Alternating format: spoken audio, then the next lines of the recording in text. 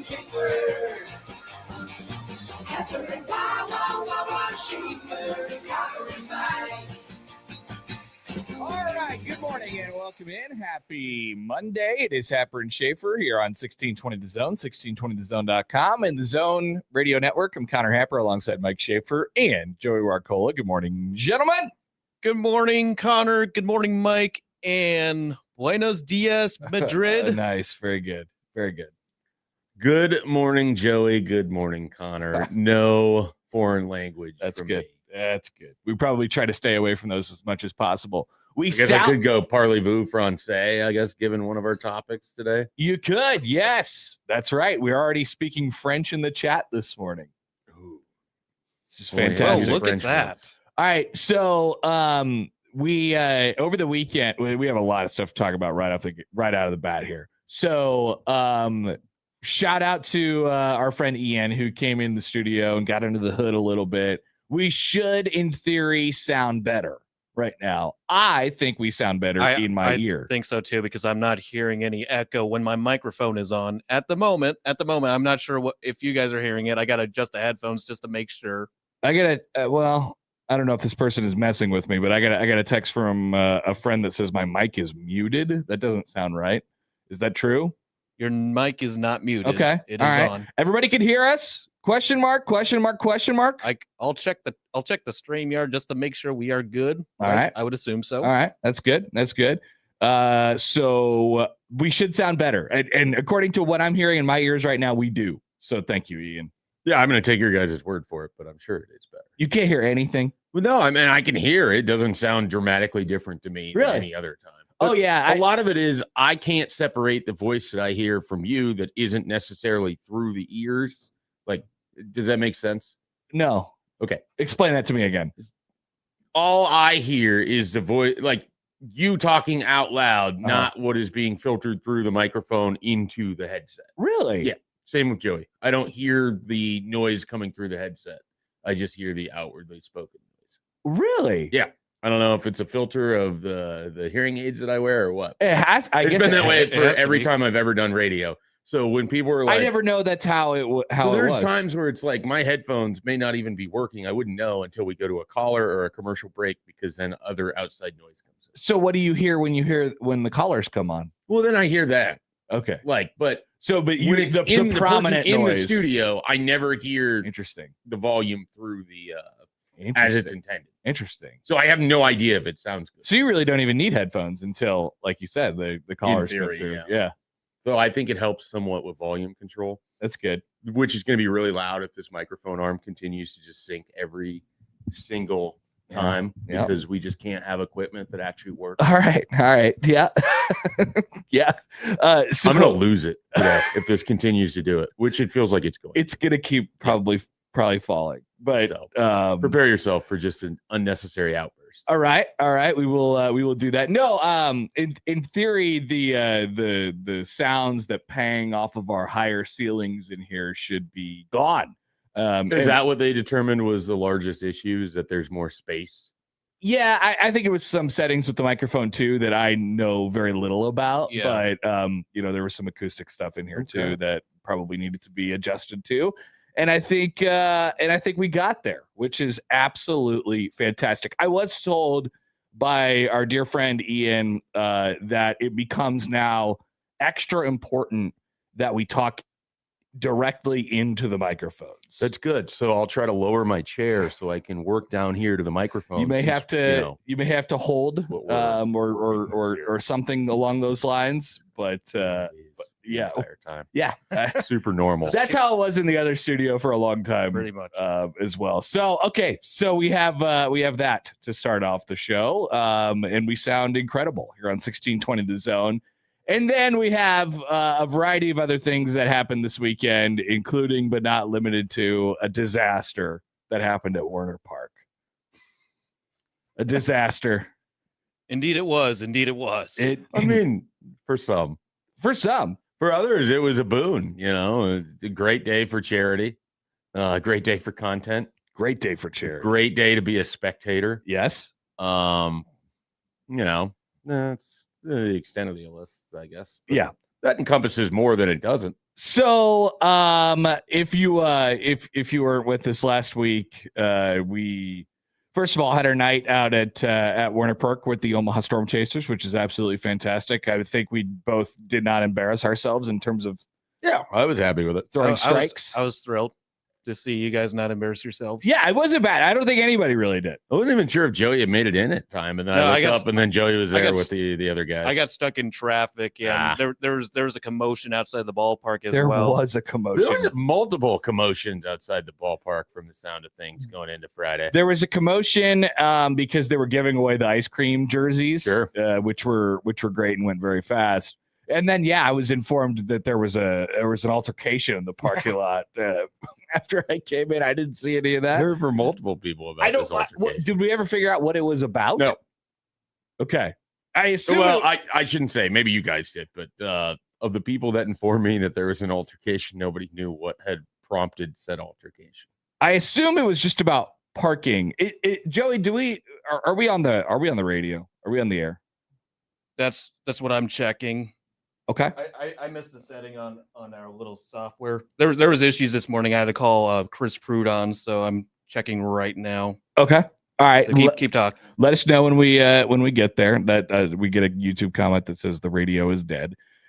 So everybody got inside the ballpark, and what we acquitted ourselves. The Happer and Schaefer show anyway acquitted themselves pretty well as far as first pitches were concerned. At least not terrible, which is all I was concerned about. We kind of lobbed them in there, which is absolutely fine and was definitely the plan. And then as came across if you were listening to the morning crossover on Friday, it wasn't very difficult, but Matt McMaster, our intrepid midday host, was guilted into the 999 challenge very easily. It didn't take much. I don't even know if that was the goal. Well, he had already successfully accomplished it before, and so it couldn't have been that difficult to do again. He had claimed that he had done the 999 challenge in his parking or in his apartment. I almost said parking lot. In his apartment once upon a time, and we both immediately said that was not a thing. Didn't count. No, that was not a thing that counted. And so he was very happy to basically volunteer to do the 999 challenge. And as the day went on, and especially made bigger by the afternoon crossover, there was money that was coming in to either supply the beer and the hot dogs for Matt. But then it became a donation to the Sienna Francis house. And we'll tell you how much he ended up donating to the Sienna Francis house after we tell you how it went, which was horrible. So, third inning, the 999 challenge is you were supposed to complete 9 hot dogs, 9 beers, and 9 innings. All right. That's how long a baseball game is for those of you who are new here. 9 innings of baseball. And he got to the top of the third inning with 3. I think he finished the third beer or the third hot dog. I can't remember the third which hot one. dog. And then he did not finish the third hot dog. No, he finished the third hot dog. He still had a little beer left. Okay, got it. So he finished the third hot dog. He did not finish the third beer, and then he got that 1,000-yard stare that he had it before he started, which is worth pointing out. It is irreversible once it starts happening. It is one of the most human things that you could possibly do. But there was, he had talked a little bit of a game, and we were in public, and which is just hilarious. And so this is all happening, and I'm like, this is not good. He claimed that he knew that he was probably not going to make it very, very, very, very, very early after the first hot dog. And nonetheless, he continued to pound through and try and eat I don't know what his strategy was. His strategy was clearly terrible. I don't know if the strategy did him in this regard, but he puked. And then the contest ended, much to the chagrin of literally everyone. And he literally had to toss his zone jersey as well. Yeah. There was the disaster. There was the description of how it how it looked, and I'm going to spare you the gory details on that one. But yes, it came up. Listeners were out in the outfield. I was mingling with some family when I had gotten word that Matt had failed, And these listeners flagged me down. They talked about our show, and they're like, "Hey, how's it going for the 999?" I was like, "Well, he didn't get out of the third," and they were just deeply disappointed. 2 outs, top of the third inning. With it was. I think we started at like 7:05 or 7:06. So it was either 32 or 33 minutes into the baseball game. We made him wait until the literal first pitch. Like, we didn't let him start during warm-ups or anything in the first inning. And he quickly chowed down the hot dog, and then I think determined, like, oh no, that's going to be the problem. Yeah. He did come prepared with like Tums, and I think he thought that he was going to be in a strong situation. Here's the problem. It was very hot on Friday night. Very hot. The hot dogs are filling size, and so 9 of those is a lot. Giant hot dogs. He felt like the beers were bigger than he was drinking 16-ounce beers, and he wanted the 12-ounce can.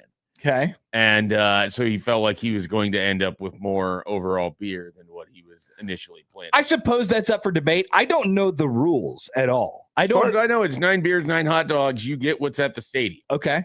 But I think there's like a universal rule.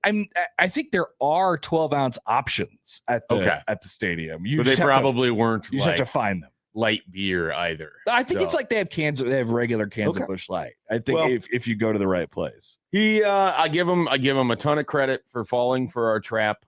And then attempting it, and even more credit for turning this into something that matters beyond us just making fun of him. With what was donated to the Sienna Francis house. Yes.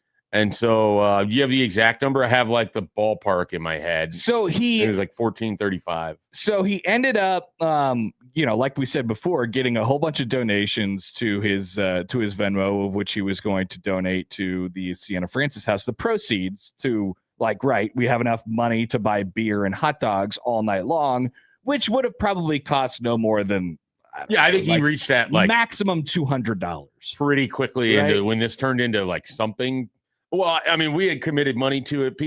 Your friends had reached in, his friends had reached in to commit money. Yep. I think by the time we left the studio on Friday morning, there was well over $100 committed to Matt doing this. Yes. And then by the time we got to the ballpark, there was over $1,000. And so the less beer and hot dogs that Matt consumed, the more that ends up getting donated from the to the Sienna Francis house. We did end up passing the goal of $1,620.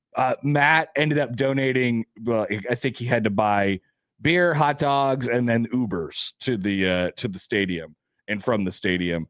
$1,435 went to the Sienna Francis house. So nice job by our dear friend Matt McMaster, who unfortunately will never hear the end of this, and will be doing it again next year. We already received a calendar invite from Joey. Yes, we did. All right. Well, John Bishop told me to get a calendar ready for the 1-year anniversary of this event. Is he going to be doing it, or are we just going to have a commemoration event where it is on a Saturday, so it's a perfect day for a commemoration? I think he's got to get himself ready to go. Like, he's got to get his body ready and attack this thing again. I was going to say, because the goal now is going past 3. It's not even really getting to 9. You can't just win the national championship right away. Like, maybe there's a step here. Maybe next year we go to a bowl game. Yeah, I'm committed to hosting members of 1620 The Zone over at the house and just grilling out hot dogs and everything. So if Matt just wants to do it in that environment, to commemorate all of it as well. We can't guarantee that there's going to be a baseball game at home for him to go to. That's the problem. We won't know what the schedule is. I think we got to get him. We'll go on whether it's that exact night or a time around that. Okay. We'll get him a baseball game. You worried that he's going to have PTSD? Maybe. I do wonder, is he going to have to talk himself back into eating stadium hot dogs and beer? I think he's a resilient young man. He does seem like he's bounced back from a lot in his life already. I mean, self-created, of course. He went straight. I mean, he came out of the bathroom after the contest ended and started just for his own enjoyment drinking more beers. Yeah, which I was very that was the most disgusting part of the entire thing for me. He comes back out of losing the contest, like I said, and starts drinking beers again and then eating Alka-Seltzers or Tums or whatever he was doing. I was like, this is gross. I think we all need to go home. So I apologize to everybody who saw any of that on Friday night, and but we really enjoyed ourselves. Yeah, it was a great time. And again, the Sienna Francis house was the big winners here. I think so. And yeah, all of us that are not named Matt at 1620 The Zone, I would like to consider ourselves big winners as well. All right. So today on the show, we sound good. Number one, Joey, how'd we turn out? Yeah, we're on the radio dial. I checked. Everything's good. Yep. Everybody can hear us. Yep. I missed a setting Fantastic. on our little software we use. Excellent. So we're rocking and rolling. So that is a good thing for us. And now we can continue life as normal. We will get back to the World Cup, which finished yesterday. Joey's going to tell us one final time that we all should have watched on Telemundo. In Joey's honor, I did put it on Telemundo for the first half, and then the second half I was somewhere else where it was on. So you watched no goals on Telemundo. No goals were scored on Telemundo. Should have turned it on in the second half, or I wasn't in charge of the TV. I was time. at somebody else's Okay. house. So it's not your fault. And then we will have our man of the weekend. We'll talk to Tim Verghese. We'll talk to Michael Bruns. I have a couple Husker football topics. We'll pop open our Phil Steele magazine. Again, there was a Creighton basketball item that people need to be aware of potentially today. Tom Brady is spoiling his own reputation. Nice job by Tom. Well done by him. Cam Scattaboo is trying to spoil his own ankle by doing backflips, which is awesome for him. And the golf from this weekend. Yeah, that was one thing that I saw none of this weekend. There was utterly outstanding television drama for the last hour plus. I love that. It was great. I love it when people explain. Well, we'll get to this a little bit later on in the show. It's also in free balling, which we'll have later in the show. Awesome. Want to hear from you guys? 402-951-1620 on the Prairie Flower Casino Zone hotline. You can call or text that number. Tweet at us at Schaefer on the Liquid Trucking Zone Twitter feed. Got that up right now. Email Connor, Mike, or Joey at 1620thezone.com on the Equitable Bank Zone inbox. Who's that huge guy? And we say good morning to our YouTube streamers. Hi. There are some that are speaking French. That are some I feel like that are trying to mess with us about the radio, but I feel like we're back at this point. Yeah, I checked the app in the radio now. We are good. All right. Let us know, but be honest if anything is wrong with what you hear today. As far as my ears, like I said, I think we sound absolutely incredible and far, far, far better than what we did before. So feel free to get in touch with the show any way you'd like to as we roll on this Monday and this week of July. There is this week, and then next week is Big Ten Media Days week, whatever that means. SEC Media Days this week. That's right. Yeah. So lots of annoying conversation likely to emanate from that. One of your favorite words, Mike Schaefer, is bloviating. There will be some bloviating this week. There are definitely some bloviators. People will be bloviating. As a known bloviator, I can spot other bloviators, of which there are many in the SEC. Also, everyone became a movie reviewer this weekend, which is I was excited to read everyone's reviews. Your last line in the rundown is how I feel about all of this. All right, good. We'll get to that as we go on throughout the show as well. Back after this on a Monday on 1620 The Zone.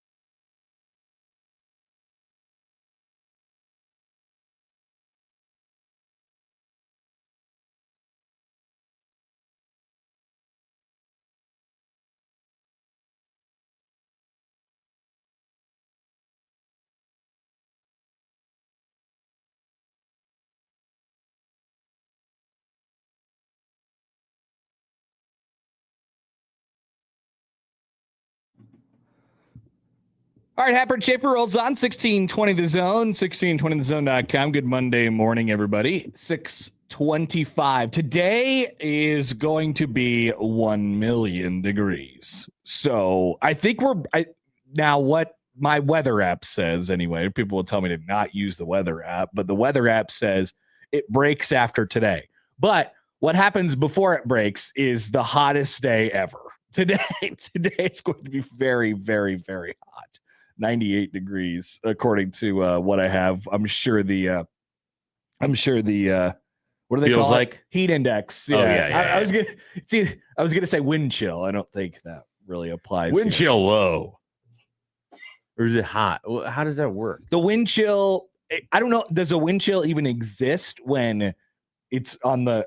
I don't know the correct weather terms for this, but I'm sure it'll be well over 100 to 110 or something like that today. And then we break a little bit tomorrow, and then a threat of some rain throughout the week. So there's your Connor Happer weather. Connor Happer For this week. Yes, I'm very excited about it. All right. Soccer from yesterday. No, Joey, I did not watch on Telemundo. Why? Sad. Because yet again, I didn't hear the broadcasters either way. It did not matter to me whatsoever because yet again, I was not really sitting on my couch watching this, but more so kind of moving around the house, doing whatever else. I started to throw some stuff on. I threw a couple I made burger dogs last night. There's some burger dogs on the grill. Okay. Burger shaped like a hot dog. Oh, okay. Burger shaped like a hot dog. I just didn't know if you did burgers and then put them in like a hot dog bun or. Kind of. And I've had brats that are shaped like burgers, but I don't think I've ever had burgers shaped like a hot dog. Burger shaped like a hot dog. Okay. Burger dog. Is this like a common thing for you? Nope. Did you just buy them somewhere? No. Oh no. I had to shape them myself. Okay. I was thinking about it's sort of a long story, but they're like famous at this place that we went to last year on this golf course, and they have these little shacks on the golf course. You say you got to get the burger dogs. So I don't know why I woke up yesterday. I was like, I think I want to make burger dogs, and so I made burger dogs. Okay, so it's basically just a hamburger. Yeah, no, I understand. I've never experienced this out in the wild, and then I did a search of burger dog, and Bluey came up. So it's something from Bluey as well. Is there a character on Bluey named Burger Dog? You know how many characters there are in the Bluey and Bingo universe? plan to dance to their favorite annoying music throughout the house, Dad thinks of a clever plan to successfully stop the noise. It's an episode. Oh, okay. Okay, got it. I was just going to make sure there wasn't a Burger Dog character on Bluey to yet again expand the Bluey universe by another dog, because there's at least 1,000 characters. It is in confusing that show. as someone who drops in and out of Bluey to remember who all of the other dogs are outside of the primary thing. So many characters A lot of them. in that show, which is endless opportunities for people to buy stuff, like on the, as far as merchandise is concerned. Anyway, so I was not watching on Telemundo. I was just watching. And I was realizing as it was going on that one team was, quote unquote, winning by a lot, and the other team was getting thrashed, and the score was still 0-0. And I thought to myself, and by the way, Spain won the World Cup, deservedly so, over Argentina. They mashed them. It was disgusting. Joey can back me up here. I'm pretty sure Spain yielded exactly one goal on their entire run throughout the and that was the entirety of the World Cup. That was against Belgium. They only allowed one goal. One goal. It was briefly 1-1, I think. Yeah, it was briefly 1-1. I think this was the round. This was the round of 16. Yeah, I mean the U.S. would have played Spain had they beaten Belgium instead of I was just saying whatever they did that night. I was just saying when this happened.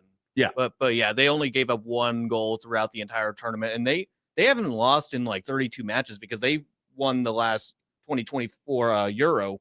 Yep, the European Championship. No, they're on an all-time heater. Yeah, they are fantastic. How many matches in a row now? Like international? It's like 37 or something like that. Something in the 30s. Which is crazy because France came in as kind of an overwhelming favorite in this entire event, and they beat them 2-0. It's probably just because they don't have like a super duper international. They don't superstar. have anyone. Well, they don't have someone who's probably going to challenge for like the Golden Boot. Yeah. What they do have is just probably the best defense in the entire world. They most certainly do, as evidenced by the fact that they don't allow goals. and they don't even really allow shots. And that's most of the reason why they absolutely crushed Argentina yesterday, who had been, as we talked about, living on the edge throughout the entire tournament. But so this is what makes it so compelling, I think. If you're looking for a soccer pitch worldwide, and there's going to be a lot of talk this week about soccer in America, and there has been really over the last couple of weeks since the U.S. ended their run. But you have to somehow bottle up this idea. And it really only needs to happen in America because it's the world's game. It already is very well familiar with it. You have to bottle up this idea that you could absolutely destroy another team and still go extra time and have the game hang in the balance, right? So I was sitting there, or standing or making burger dogs or whatever, walking around thinking, this is crazy. Argentina still has a chance to win this. And still has a chance to push it further and further and further down the line. And the more it goes, the more they have a chance, because that's exactly what they need. They need, they need more time in order to make this happen, or they need one little sliver of time. There are versions of this in other sports too. It could be like that in other sports, but that in my mind is really the draw to soccer, right? The idea that there is no justice.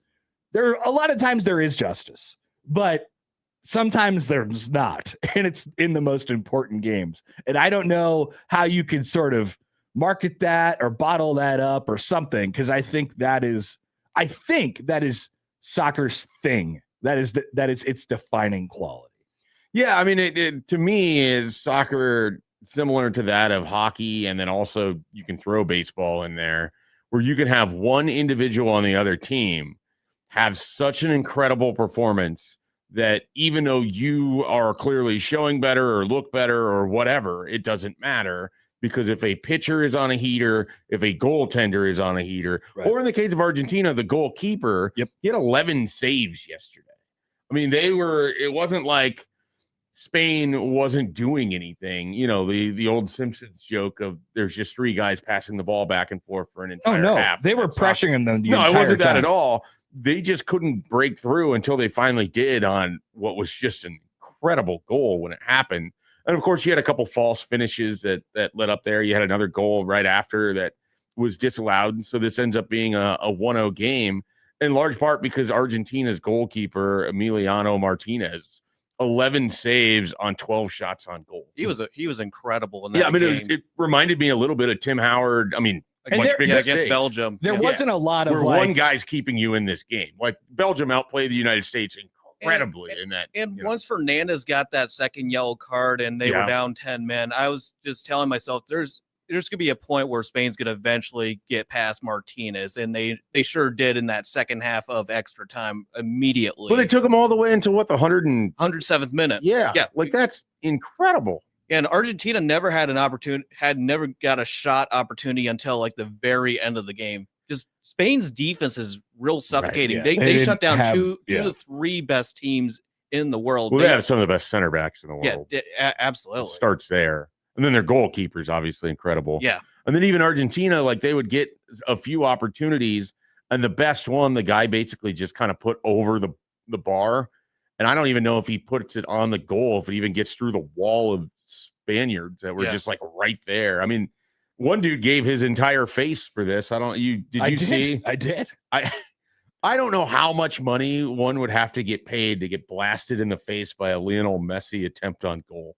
That still has to hurt today. When you're in extra time in the World Cup, you throw that face out there. Absolutely, but that still has to hurt. You would not sacrifice your face for your country to win the World Cup. To win the World Cup. I don't know. I put my face right in there. I don't even like my face that much, and it's just a residual effect of pain and the potential of concussion for the rest of my life. You can't think about the pain. You have to think about the glory. I don't think he thought it was going to happen. And then boom, right off of the left part of his. Do we even know, did that shatter the bone structure of his face? I don't think so. But for as much as we make fun of guys in soccer who dive and pretend to get hurt all of the time, here's someone who just took a rifled soccer ball right off the left side of his face. Well, I'd be right side of his face. They never really checked in on that guy because there was so much going on after the game. Everyone was trying to fight each other or not fight each other. And it was very odd. It was one of the most odd celebrations for a championship moment that I think I've seen. And then, of course, it's finished off on the stage, and Trump wouldn't get off the stage. Oh, which is absolutely fantastic. Yeah, it's hilarious. And we had the hilarity of the weirdest halftime show ever at the World Cup final. Did anybody see anything about this? Yes, I did. There Will was come up in Man of the Week. There was a motivational speech pregame by Tom Cruise, which was nice. Didn't really expect that, but Tom Cruise showed up and grabbed the microphone and said a bunch of stuff, and it was very motivating. And then Ted Lasso shows up. Jason Sudeikis shows up in Ted Lasso uniform and starts talking about a variety of different things. And then he welcomes Justin Bieber to the stage, and he sings a really sad and slow song on an acoustic guitar.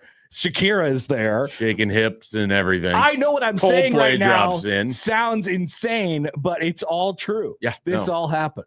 It was, and then you have the pull-out shot, and it was like, is the color off on my television? What's happening here? There was so much flooded color onto that stadium, and I think that was the point. Well, yeah, and it spelled out the word love and everything else. The unifying message for the world. I don't know how well it was. I feel received and then they went on to, of course, be mad at each other the entire second half and fight each other after the game. I don't know if you saw a video on Twitter, but I think it was BBC that recapped the halftime show, and the host was asking the guys what did they thought of the halftime show, and they said it was complete garbage. They were just completely ripping it. Wayne Rooney was asked, complete garbage. Wayne Rooney was asked about the halftime show, and I did not care for it.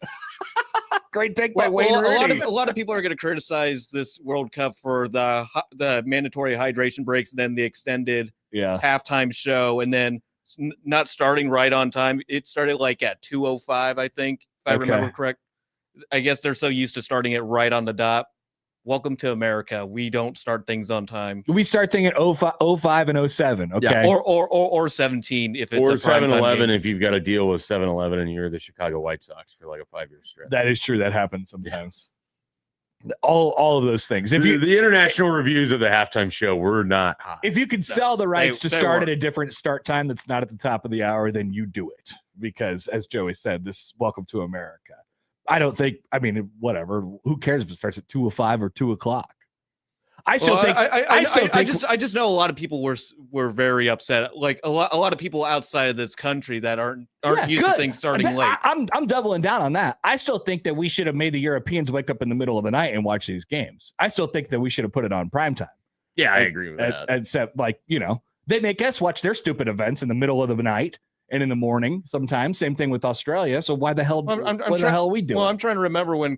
Well, Qatar is like 7 hours ahead, so we were. They made us watch it in December, Joey. Yeah.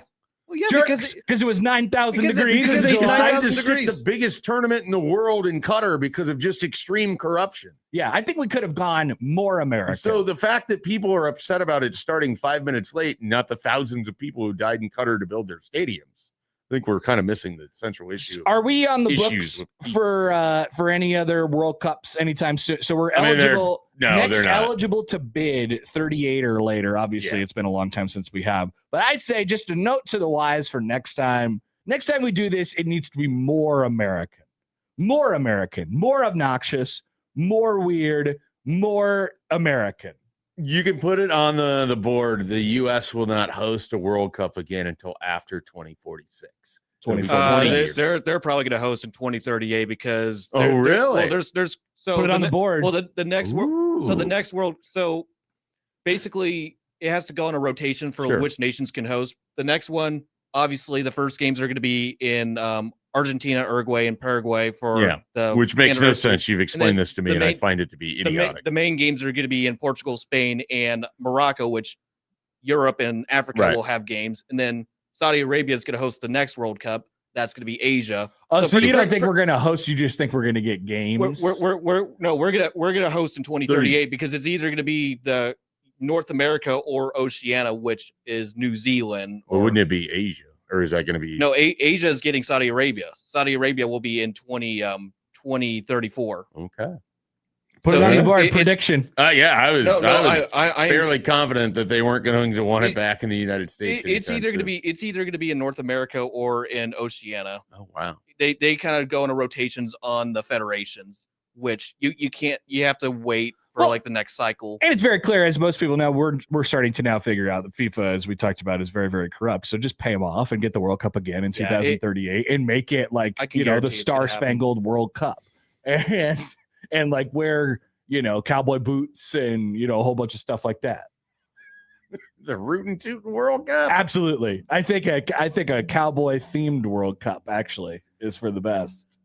Yeehaw. Yeah, get anyone to perform. I think it's, soccer is coming to America, and we're going to do it American way. Yeah, the one thing I'm happy about that halftime show is there's no country music at all.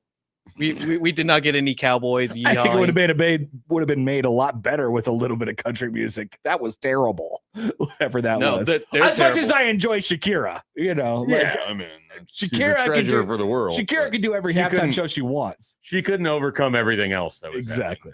All right, we'll take a break. Our man of the weekend up on the other side on 1620 The Zone.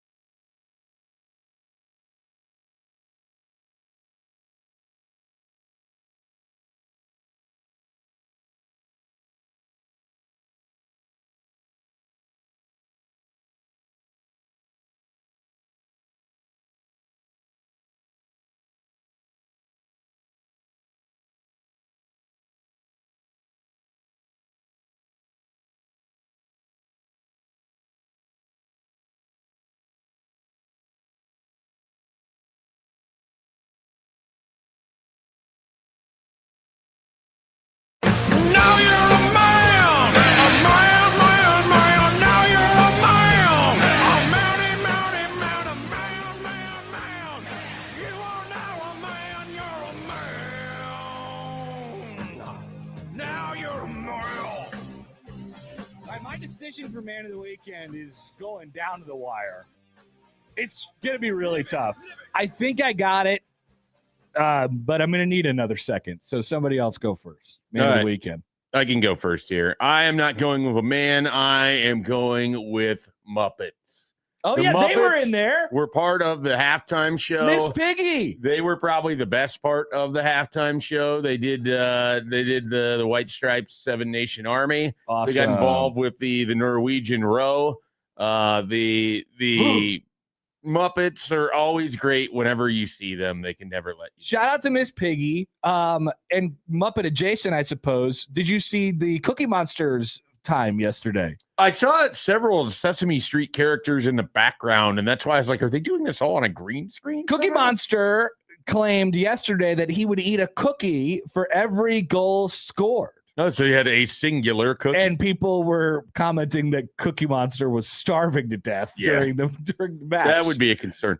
How big of a cookie would he need to eat, though? Like, was it just a normal size? I would say normal size cookie. Just regular cookie. You know, I don't think he. So gets I had good more cookies. cookies yesterday than Cookie Monster did because I Absolutely. had 2 cookies. He had exactly 1 cookie. Oh, they were good cookies too. Yep. All right, Muppets. Nice. Never had that as a man of the weekend winner Probably before. won't again. That's why I wanted to jump on it when I had the chance. I am ready, by the way, Joey. Do you want me to go next? Yeah, go ahead. All right, Go here ahead. we go. My man of the weekend is Rex Ryan. Okay. What did Rex Ryan do? Oh, he was at a concert. He was at a concert. I saw Over a the post. weekend, Rex Ryan became a self-admitted Ella fella. Do you know what an Ella fella is? A man that is really on board with Ella Langley these days. You got it. He says, look, I've been around football my whole life. I've coached in Baltimore, won a lot of games, and seen some incredible performances. But let me tell you something.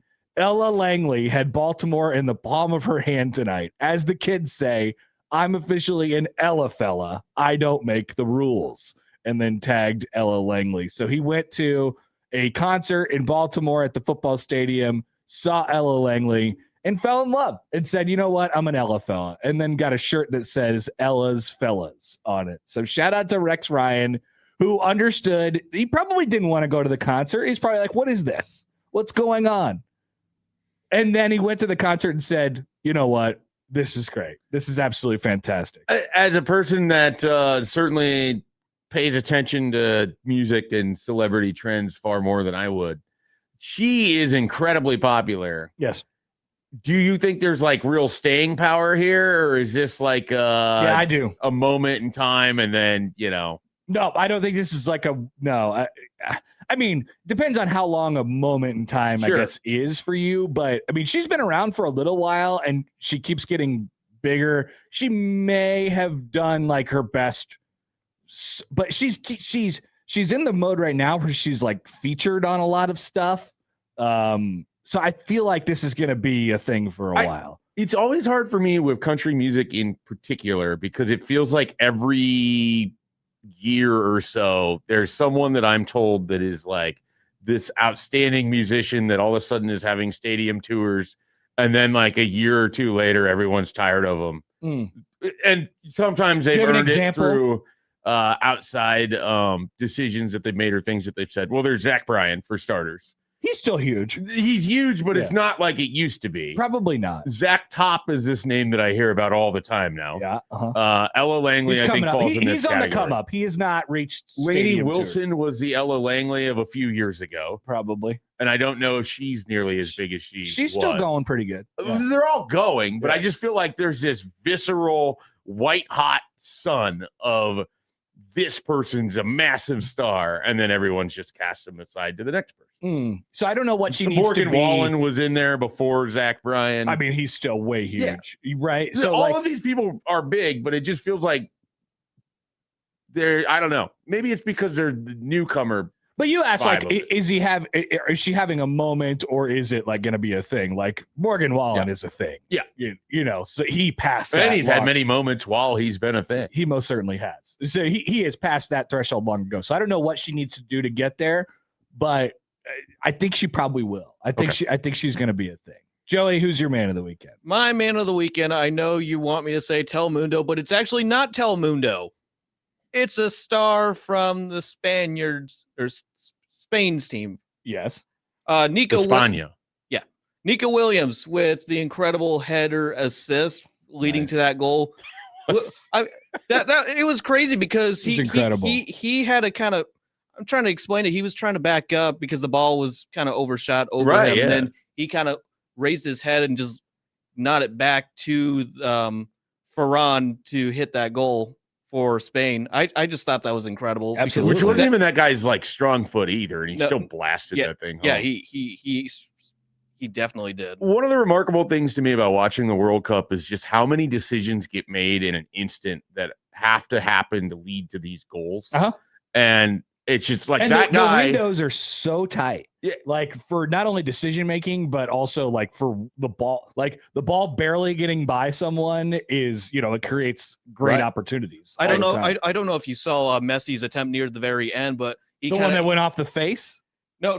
The other one where he kind of rainbowed it from a distance. Oh, and he did that on almost made it in the top left of the goalpost. Yeah, he did the corner kick where he kicks it out to the guy, runs in to have the attempt on it, and then just does like this pop-up kick that nobody I think was expecting, and he didn't land it, but it was close. A hell of an attempt. The creativity of it was incredible. We have Rex Ryan, the Muppets, and the guy from Spain, Nico Williams. Nice. Fantastic. Those are our people of the weekend. I have a backup, and you know what? I want to get to this story here coming up in just a few minutes, so we'll do that on the other side. I have some Husker football topics for you all.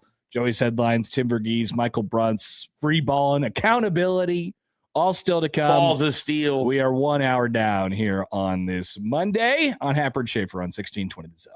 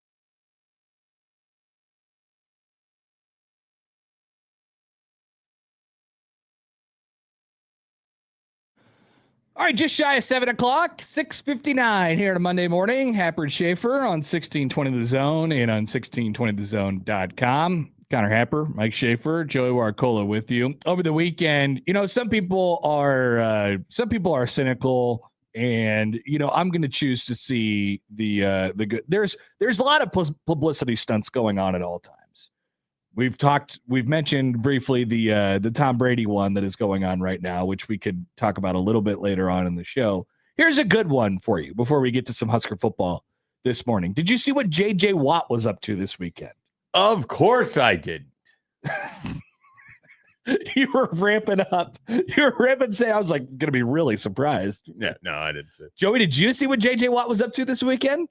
Not really. All right, well, good. he was at the game, if that's what you were talking No, about. it's not what I'm talking about. I have some good news. Was he hanging out at Fanatics Fest? He probably was. Everyone was at Fanatics I'm sure Fest. he was around. I'm sure there was a reason. I'm sure he went to the World Cup final, like Joey said. But there was this was Saturday morning. Saturday morning, a guy on Twitter by the name of Douglas, he tweeted this. He says, "Not proud of it, man enough to say it. I had breakfast this morning in Greenwich Village, and a man sat next to me on his own. Somebody I idolized growing up watching NFL. But out of respect, like a scared little girl, I didn't even ask for a picture. Not proud of it, man enough to say it. Have a great day in New York, J.J. Watt." And then a gif of J.J. Watt. He's like, I missed my opportunity. And he's like, I just have to call myself out on it. I apologize to, this is like accountability for this guy. And then, much to his surprise, minutes later, J.J. Watt responded. And he said, "Are you still in the area? Where are you?" This man told him where he was. He was at a bar. And J.J. Watt said, "Buy me a Guinness. I'll be there in like 5 minutes." And J.J. Watt turned around his day and met this guy at the bar, and there they are they took a picture together with a full Guinness, and they hung out for a couple minutes, and there is your heartwarming story. Oh, look at that. Some people look at J.J. Watt and they say, this guy is full of it. He's just a walking publicity stunt. But what do you say? I don't think he's doing it for like publicity or try to get attention. I just think he's inherently corny in the way that some people are inherently corny. But is he genuine? I think he's genuinely corny. Okay. Look, I don't think it's it's not an act. I don't think it's designed to get attention. I don't think he does it because he like wants to feel love or anything like that. I just think he's like a corny individual. However, he's definitely corny. I love stories of celebrities or famous people who like Bill Murray famously will just show up at a place and then tell the owner or the operator or the manager, whoever's working that night, "Hey, I'll cover everyone's drinks, just on the DL. Just don't tell people." Yeah. And then when I leave, you can tell them that I covered it all. Uh-huh. Or like he'll just crash a bachelor party or whatever. There's like a million Bill Murray stories. He is like often at just the most random places. Like, why is Bill Murray here? And other people will do that. Like, I love those sorts of stories. It's using your sort of fame and whatever, and just giving people an unforgettable experience. Like, that's really, really cool. I agree. And so if you are he's definitely corny. If you are genuinely corny, like, and you just are that then I have to have some respect for it. Yeah, no, I agree. I think he's authentic. This authentically corny. This is a discussion amongst people in society. Like, is J.J. Watt doing a bit? Like, what's he doing here? I often I feel think he's actually just like a super cool and nice guy. He might be, but it always comes off to me that he's effectively John Cena, who is always seemingly doing a bit of being, hustle, loyalty, respect, all of it. Like, the way Cena does it always comes over the top. J.J. Watt has always felt the same way. I don't know. I don't mind the comp. I don't know what John Cena is like. And I think he's genuinely corny as hell too. He seems way more corny. And I think his is probably more put upon, more acted out. Because he is literally a WWE wrestler. Right. And everything is outsized with him. Right. Which is sort of the complaint that I have with J.J. Watt. But the thing is, I think J.J. Watt is earnest in what he's doing. Yes. It just always seems to be more than it needs. I'm not now, but I am in on JJ Watt. Yeah. I like JJ Watt. I'm not going to get sick of the JJ Watt tweeting at people and the going to meet up with people at bars. I'm enjoying it. That guy has likely done more for more charities, both in the Houston area or nationally, than a lot of people. So I have a ton of respect for how he has chosen to mobilize his fame. What if you were just sitting there and you got done having breakfast or whatever, and then your phone buzzed and it said you got a tweet from JJ Watt that said, "Where are you at? Like, you up?" I'd be like, "Whoa, what is going on right now?" I would immediately check to see if he's going back and responding to old tweets that I could have made about JJ Watt, which now I want to see if I ever have made old tweets. You better about clean JJ it up Watt. just in case you see JJ Watt in public I don't somewhere. think I've ever said anything like on Twitter about him in a bad way. All right. That I know of. Let's find out. A lot of people commenting into the show right now. John writes in, he says this story is going to piss Odson off. Chris says Josh O is vomiting at his desk right now.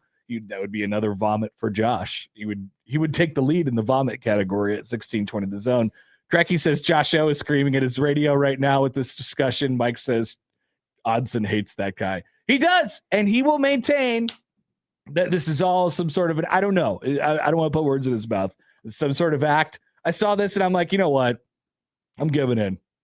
I like him. I have four tweets about JJ Watt, and none of them seem to be offensive. Okay. Could you give me an example? Including one quote tweet of had no idea JJ Watt had a house at Capitol Beach because he tweeted, "If you believe that, I've got some oceanfront property in Nebraska I'd like to sell you." He was very funny joke. Quote tweeting someone about, I assume, his brother TJ Watt, and that post is now deleted, so I can't tell you what it was. Dang. Otherwise, it's just he had apparently a sack to end a game that I commented on. I'm sure it was against the Vikings. Basically it. Keep your JJ Watt tweets clean. Yeah, they are. There's nothing. He would not come after me. Just in case he might just be like, "You want to get a beer?" Just in case you see it, and then all of a sudden, that happens, and then people will start doxing you for bad JJ Watt tweets, and they can't. You just in case. You can dox me, I'm sure, on a lot of bad tweets about other things, but JJ Watt wouldn't be one of them. Okay. All right, that's good. Make sure that's a lesson for everybody. Keep your JJ Watt tweets clean, just in case. He's always watching, like Santa. He's like Santa Claus in that way. I have seen the college football ESPN FPI rankings. That's right. It is that time of year where we're looking at FPI rankings, and we're popping open the Phillips Steel magazine, and we're doing a variety. I also want to do like a vibe check today, and I'll explain that to you a little bit later on in the show as well. It's sort of convoluted, but you'll stick with me. All right. So the FPI is out, and the FPI does this thing where they not only do they rank you and they score you arbitrarily based on their sort of system that they have, but they give you a projection of the win, the loss, like gap, and then the percentage chance to get to the varying different points in a season, whether it be a bowl game. Obviously there are no divisions, but they still have the win division category, win conference championship, playoff percentage, make national championship, and win national championship percentages on all of those things. Nebraska, should I just tell people, or do you want to take some guesses? Are you looking at it right now? I'm looking at it right now. Okay. I also looked at a rundown and saw where everybody fit on that. So there's be no guessing for me. I have all the information. Okay, good. So Nebraska projected win-loss is, drum roll, please.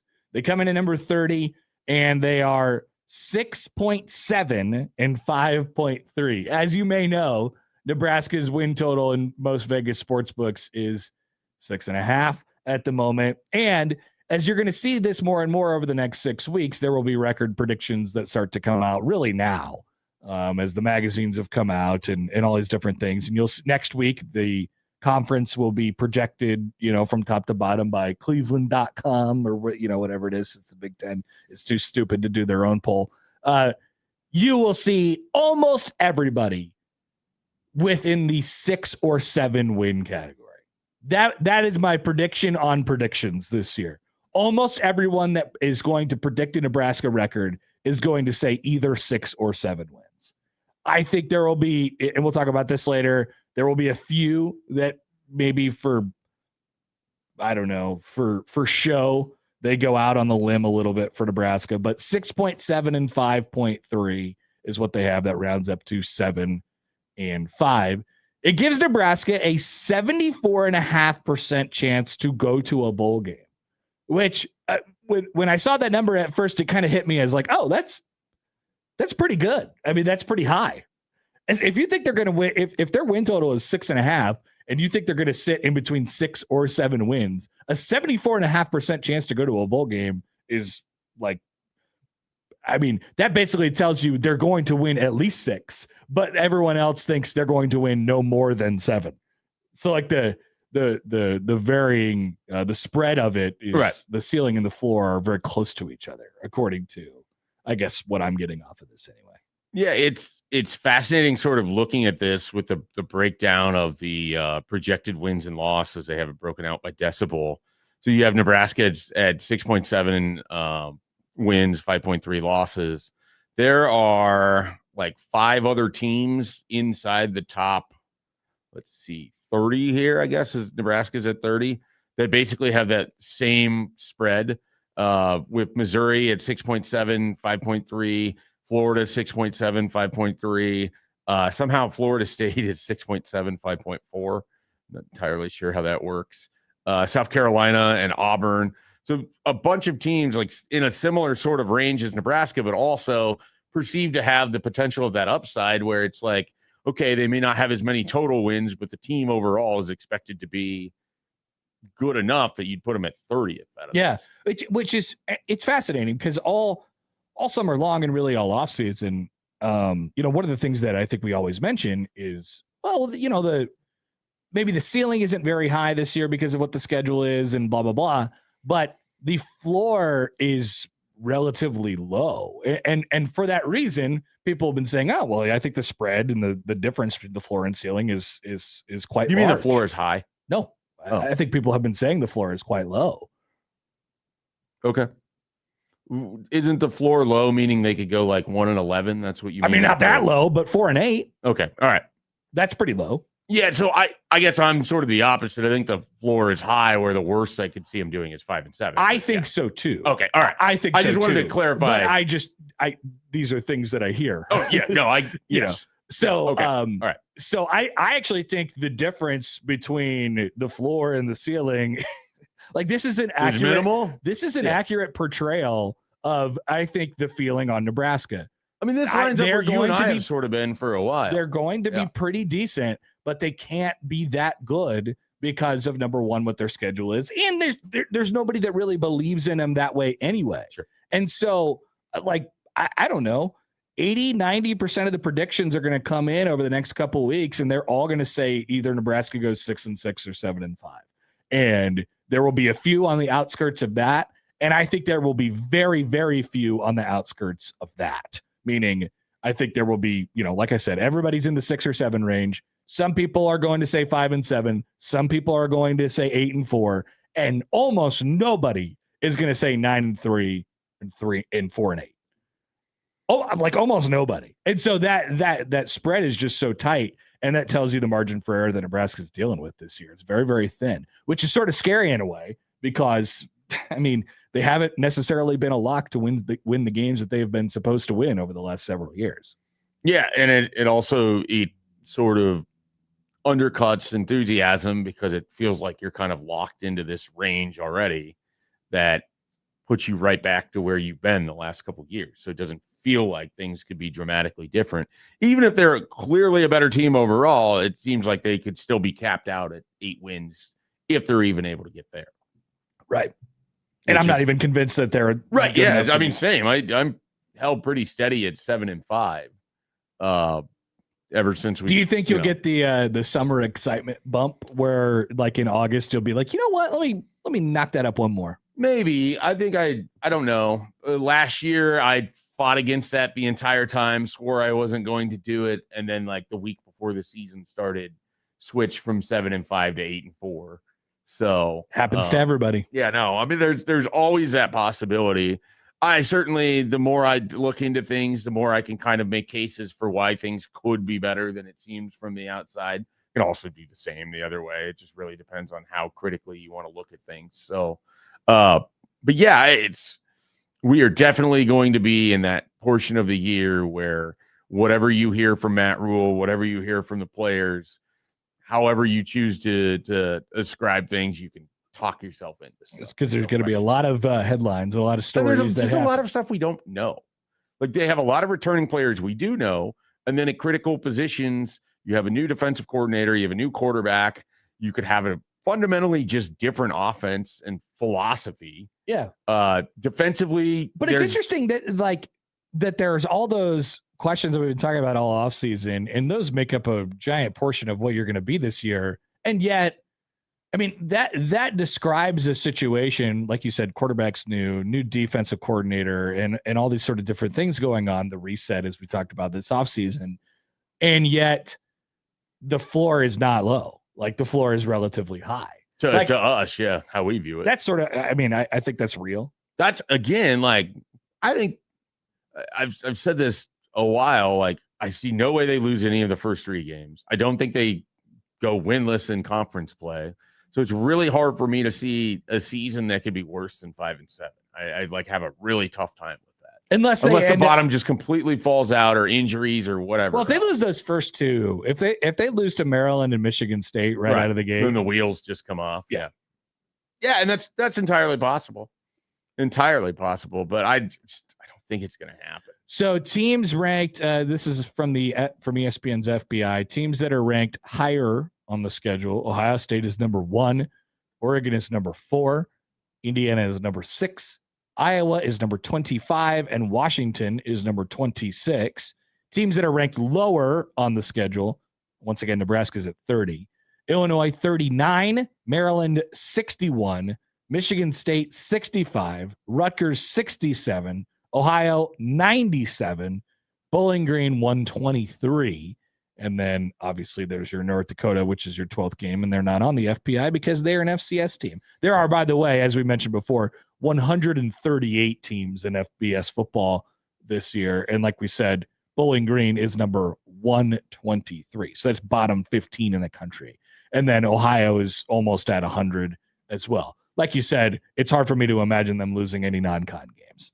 And the way they catch some of those teams, like you get the hardest one is Ohio, and you get them in their first game where they have a ton of production that they have to replace. So they're kind of starting from scratch, right? In a way that Nebraska is not. And then Bowling Green, bad. North Dakota, not expected. You play 3 of the top 6 teams in the country, and then there are 3 games, and we've been talking about these 3 all off season long. There are 3 games that happen at very interesting times during the season, which it's like, I don't know how it's going to go. You could go 0-3, you could go 3-0, you could go somewhere in the middle on either side. Iowa, Washington, and Illinois. And the fun thing when you look at the FBI with this and the expected records and everything is there's not even a 1-win degree of difference between Iowa at 7.6 and 4.4, Nebraska at 6.7, Washington at 7, Illinois at 6.7. So like they're all bunched together too, which only adds to the coin flip nature of all of this, as you're trying to assess it right now. Yeah. And as we talked about, when we sort of map it out from a like which game fits in what category, it's not very hard to assign each of these games to their own things and their sort of level of importance. I mentioned Iowa, Washington, and then Illinois sort of in that, I don't know zone. Anything could happen. And then there's Maryland and Michigan State and Rutgers who are in the, you need to win those games zone. And then there's Ohio, Bowling Green, and North Dakota, which are in the, if you don't win these games, you're in big trouble zone. Right? If you don't win these games, we have different conversations. A lot different conversations. So that's the FPI. 74.5% chance, like I said, to make it to a bowl game. I was trying to come up with a contract based on that. Ooh. And I couldn't quite I couldn't, write up the terms the way I wanted to, I suppose. But I mean, you got to send it back to the underwriters to kind of figure things out for you. Or it's funny because you go to, I got to send it to the lawyers again. But, like I said, you're in this 5-7 to 7-5 range. and yet there's a 3/4 of 100% chance that you make a bowl game, which I suppose that's like it skews up past 6 if you're looking at it that way, if you're drawing the inference from that. I felt like that was a little like a tad aggressive, You thought 75% was a tad aggressive? Yeah. Like, I mean, we're talking about it's hard for me because, hairs again, here. if I think there's 4 distinct outcomes that the season can have, and only one of them includes missing a bowl game, then I'm right there in that 75% percentage as well. So what are the 4 outcomes? 8-4, 7-5, 6-6, 5-7. Okay. So that's how I end up kind of in a similar spot, because only one of those would lead to a non-bowl. I suppose, yeah, that makes sense. I was thinking like there's only 3 outcomes. Sure. If you take 66%, which that's not true. I don't think that's right. Like, if I'm really thinking about it, could they go 8-4? Yes. Yeah. The ceiling should be that's not the ceiling, but they could realistically go 8-4. It feels like it's the ceiling. Okay. At least to the extent and purpose of our conversation on ceiling and floors, that very much feels like the ceiling. I have a really tough time saying that 4 and 8. I don't see that is either. a floor either. Like they're better than that. I don't see that. So for me, 5 and 7 is their nightmare scenario season. You missed a bowl game. You have no momentum going into next year. That'd be pain. You wasted your roster, of which you've talked about wanting to get old. You finally get old. You felt like you fixed some areas, and then you only win 5 football games. Text from the 515 writes in, guys, they're only 1 safety on a punt return away from losing any of those toss-up games. They're only 1 horrible mistake away from losing any of those toss-up games. That is definitely true. But you could even factor in them losing. So what I said, the 3 toss-up games, the Illinois, Iowa, and Washington. Right. Like if you lose all 3 of them, there's still an absolute real world where you get to 7 and 5, 7 and 5, or 6 and 6 at the very least. Yeah. Yeah. I mean, because what? Well, if you lose all 3 Rutgers, of those toss-up Maryland, games, it'd be plus the thing, and then to be 6 and 6. Yeah. But what if you lose all 3 toss-up games and you beat a top 5 team? Now that would be interesting. That would be interesting. That's the contract. These 6 and 6 was with a loss to one of Rutgers, Michigan State, Maryland, all 3 toss-up games, but you got it. Yeah, on that one, you got the biggest marquee win in 20 years. Yeah, on that one, you got like a contract choice, right? It was 6 and 6, but you got a huge win, or 8 and 4, and it was exactly what the schedule says. Your best win is Washington, including with a loss to Iowa. Yeah, it's fascinating. Maybe we'll have to reopen that availability for you to sign that contract as we go on throughout the next couple of weeks. Questions like this going around. Like I said, I want to do a bit of a vibe check later on in the show, so we'll do that. I want to hear from you guys. 402-951-1620 on the Prairie Flower Casino Zone hotline. As always, feel free to call or text the show. I'm going to take a quick time out, but first, I want to remind you that our Road to Wrigley contest is still going on right now. We're teaming up with Union Bank and Trust to send one lucky Nebraska fan and a guest to Chicago to see Nebraska volleyball play Missouri at Wrigley Field. That game is, of course, September the 6th. If you go to 1620thezone.com and click on the Road to Wrigley tab, you could win the tickets to the game, round trip airfare from Omaha to Chicago, 2-night stay in a hotel in Chicago, and $150 on top of that. Road to Wrigley, presented by Union Bank and Trust. UBT, your people don't have your money has people. Back after this on 1620 The Zone.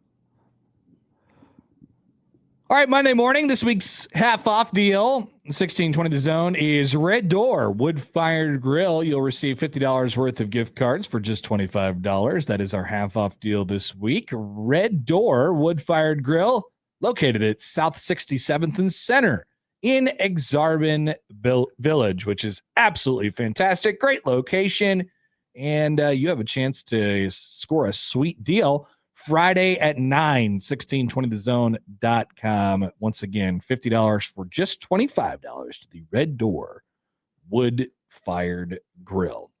This was the weekend where everybody became a movie reviewer. Did anybody go to the movies this weekend? I don't go to movie theaters.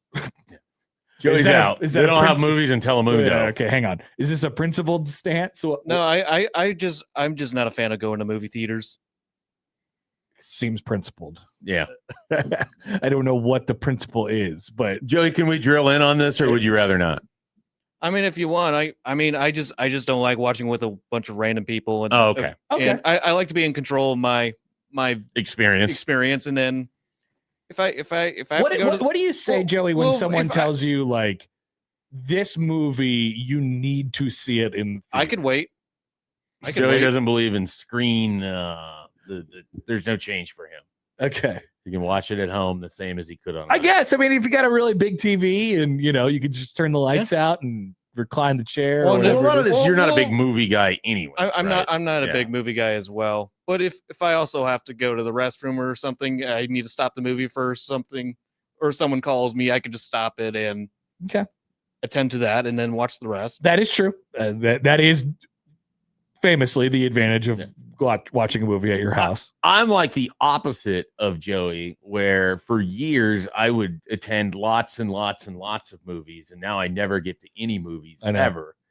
And I went to one earlier this year. I think I got to 2 last year, including just on my birthday, deciding as a treat to myself I was going to go to one battle after another. Oh, wow. Which was a great decision. What a great movie. It was the best decision I made in all of October of 2020. Unfortunately, I watched that movie at home, but I wish I would have gone in the theater. It was great. Yeah. I feel like rarely is the theater ever the wrong choice for me. Now, sometimes a movie of which I've gone to is the wrong choice, and it wouldn't have been good whether I was at home or in a theater or whatever. Of course. Yeah. I agree. But I love the movie theater experience. I never regret going to the theater. Yeah. I always regret watching the movie. Yeah. Like you said, that is no doubt about potentially very regrettable. No, I wish I will see the Odyssey, I'm sure, at some point.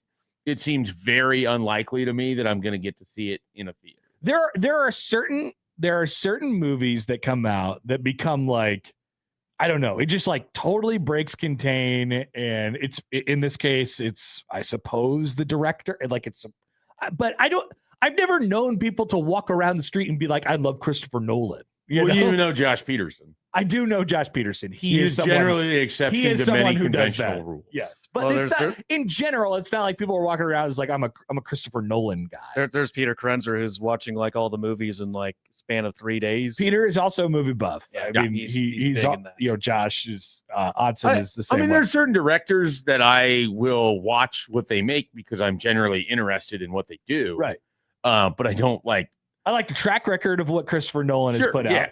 But I won't necessarily go out of my way just because they're doing something. Me neither. And so I can't exactly. It has to align with I want to also see the movie. I can't exactly pin down like why certain movies become like this. Yeah.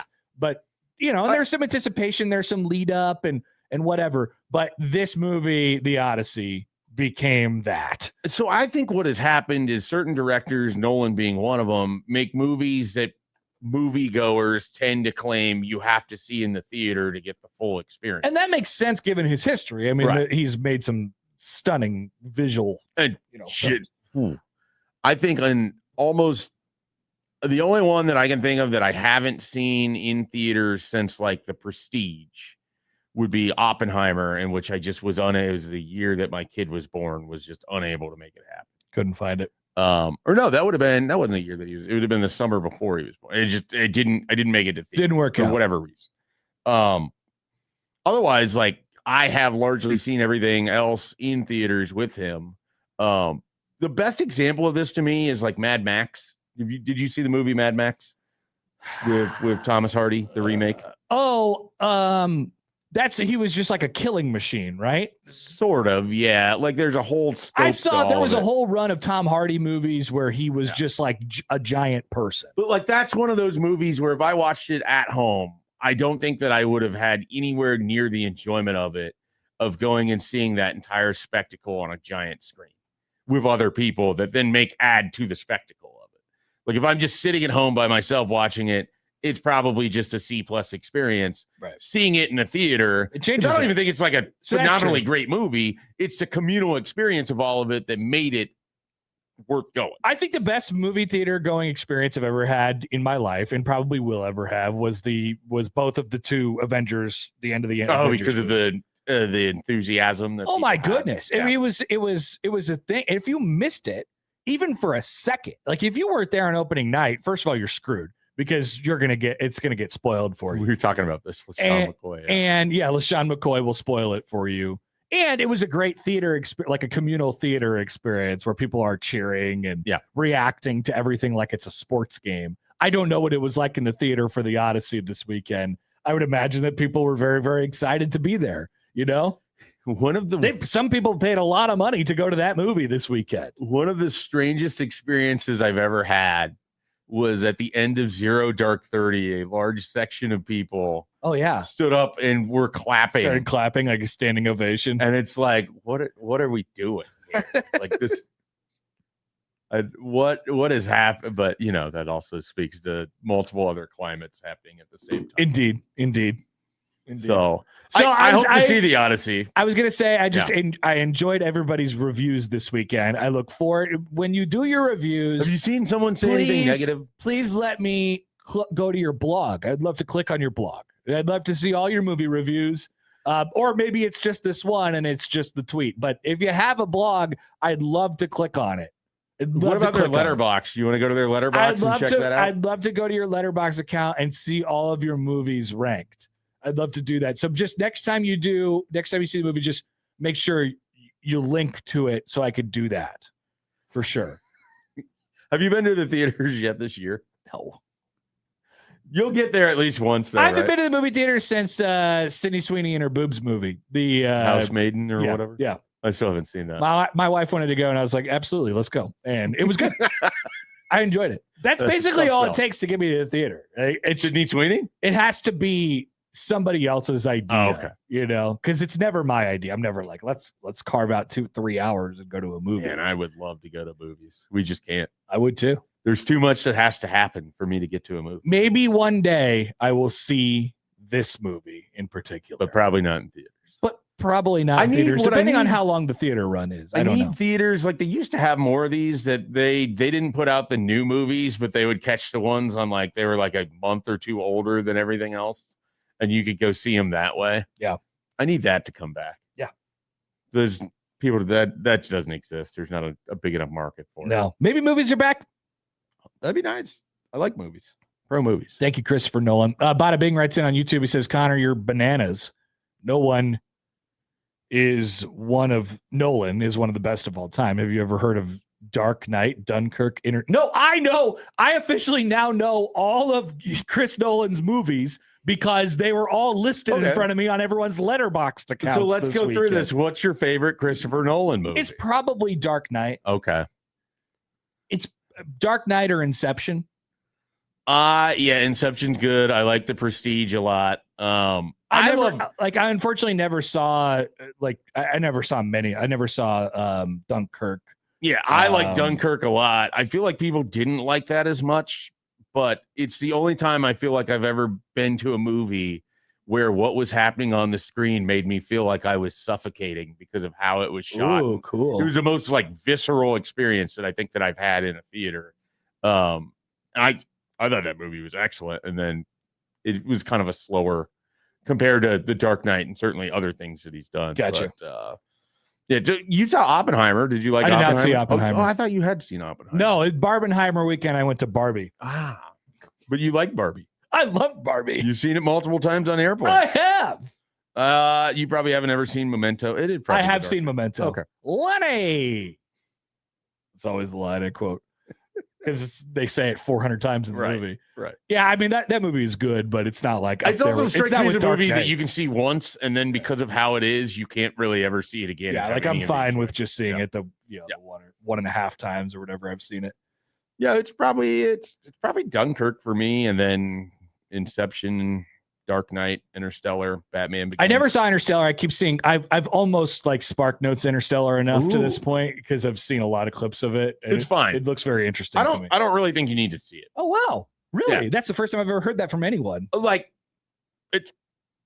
your life is going to be the same whether you see it or not. Okay. So I don't think you're adding. Well, I mean, that's the case with any movie. A lot of movies, sure, yeah. but I don't think it's worth the 3-hour investment. I guess is what I'm putting. How long? What's the runtime on this one that came out this weekend? Yeah, I would bet 3+ hours. Yeah, so like, I don't know. Do I have a choice to make? 2 hours 53 minutes. So if you went to it in theaters, 3 hours and 15 minutes. That's a big chunk. Yeah, that's a big chunk. So maybe I'll watch Interstellar at home instead of watching the Odyssey on the road. 2 hours and 49 minutes. All right, perfect. Oppenheimer, 3 hours flat. Oof. Dunkirk. They don't even list here. 3 straight hours of drowning. Why do they not have Dunkirk? That sounds horrible. Well, it's not 3 straight hours. They give you a little reprieve of the drowning. Lance writes in. He says Dunkirk's only 1 hour and 46. Maybe that's why I liked it so much. Nice, but it felt like see Dunkirk and then tell me whether you liked it or not. I'd say see Dunkirk over Interstellar. I've never had anyone tell me that before. Yeah. You were the first person to ever say that. It's a great movie. People always say the exact opposite. Don't care about Dunkirk. I know. Go watch Interstellar. They're idiots. Listen to me. Where is John Fanta? They're terrible. Oh, no, sorry, not that one. You're an idiot. Thank you. Lance says, best theater experience, something about Mary. We were all laughing in a shocking way together. That one, I'll tell you another great theater experience that I had, a really memorable one. So I mentioned the Avengers movies, which I think is the most memorable one for me. I think the second most memorable theater experience that I've ever had is The Hangover. Okay. People were losing their minds in this movie. And then, of course, the credits afterwards of the camera roll and the pictures going through that. I mean, it was like you would have thought that there was a stand-up comedian and like everyone was. I don't know. It was crazy the way everyone was laughing at that. The enthusiasm for Wedding Crashers is maybe the highest of any comedy that I've ever been to. So there has to be the anticipation for it. These movies have they have to come with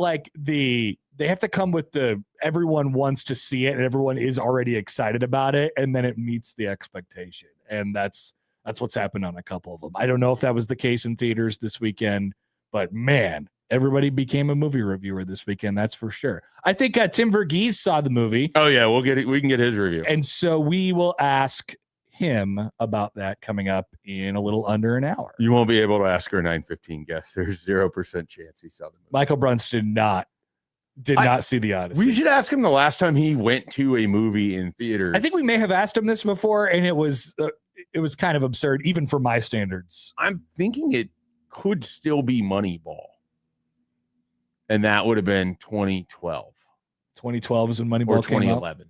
Yeah, I think it could still be that. By the way, a couple people commenting on your, I think, Interstellar take. Yeah, they're not happy with it. Yeah, not surprising. Wood writes in, he says, I have 2 the day after tomorrow during an active tornado warning in Deadpool and Wolverine on the stretch screen at Oakview. Okay, day after tomorrow during an active tornado warning is wild. That is an incredible theater experience. That would be wild. Did you see this one, Schaefer? Would you say Interstellar is the Eric Crouch of Nolan films? I mean, for me, probably. Everyone thinks it's good. You don't know why? It's a totally fine movie. I just like relative to the other Nolan movies, it doesn't sit that high for me. I was not nearly as excited for it as other people. It's also one of those where it feels like people convinced themselves they were going to love it, and then they loved it. Okay. So I don't know. I'd like those. Fine. Some of those movies just have that. Like, it's not a bad movie. I just don't think you need to see it. Another YouTube comment. Matthew says it took me a couple times watching Interstellar to appreciate it. And then another commenter says, fine. Greatest movie ever. It was fine. I can't believe it. Interstellar's better than Eric Crouch's First Pitch. I'll say that. Schaefer had some comments about all the people's first pitches. He was making some judgments, Just saying. things of that nature. All right, we'll take a break. We'll come back with Joey's headlines right after this on 1620 The Zone.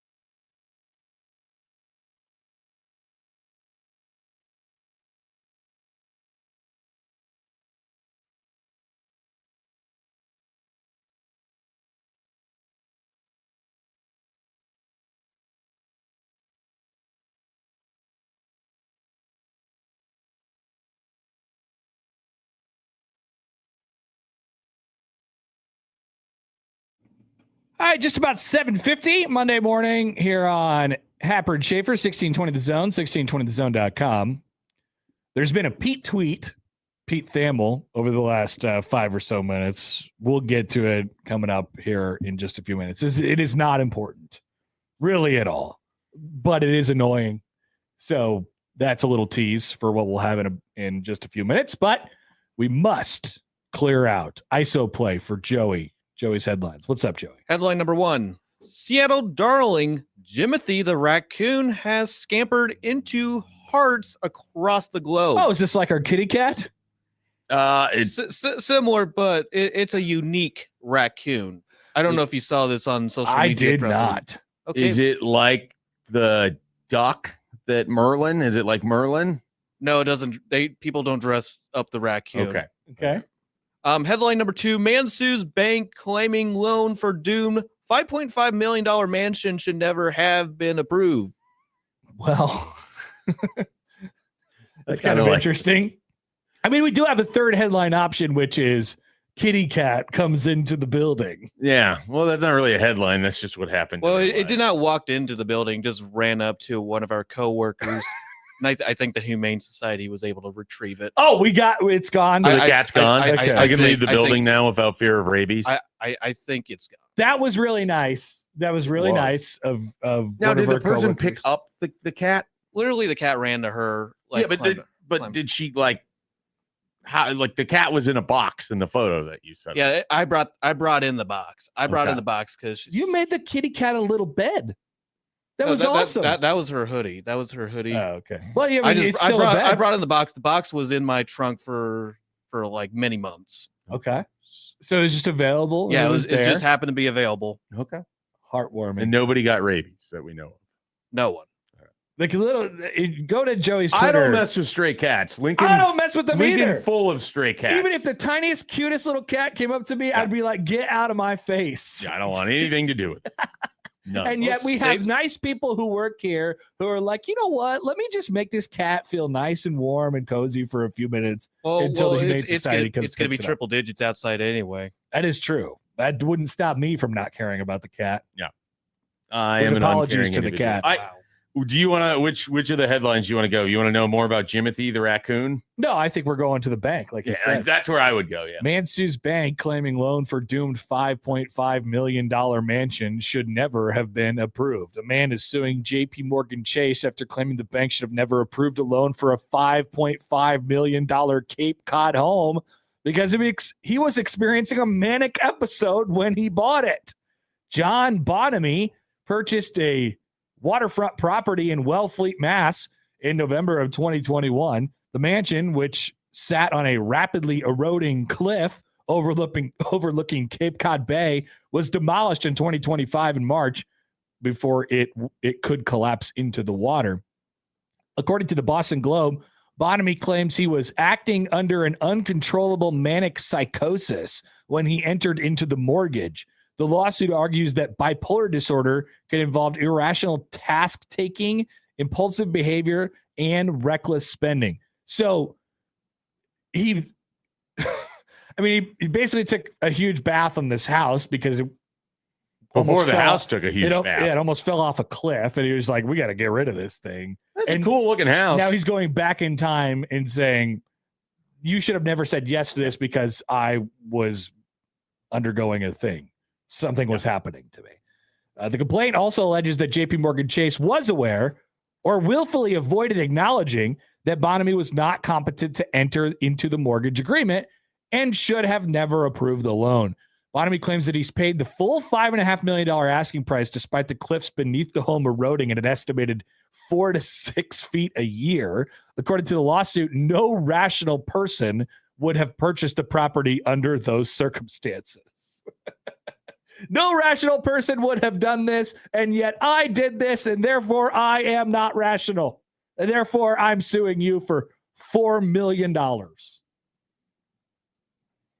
That's what he's suing JP Morgan. Yeah, that's I don't think he's going to win this one. I kind of don't think so either, but you never know what the people could get away with as far as lawsuits are concerned. It cost him around $250,000 to demolish the house in March of 2025, and the land is assessed at nearly 400,000, while he also still owes roughly $4 million. That was an all-time bad call, which is what he's alleging. Basically, no real sane person would have done this. Therefore, I was undergoing a manic episode, and you should not have let me do it in the first place. Shouldn't his lawsuit be that the house should never have been valued at the amount that would have allowed for the loan? Possibly that would have been an angle. Maybe he drops this one and then picks up that angle afterwards. That seems like the better bet that he would have here. Those are the headlines from our dear friend Joey. We'll take a quick break and we'll be back. Halftime on Happer and Schaefer on 1620 The Zone.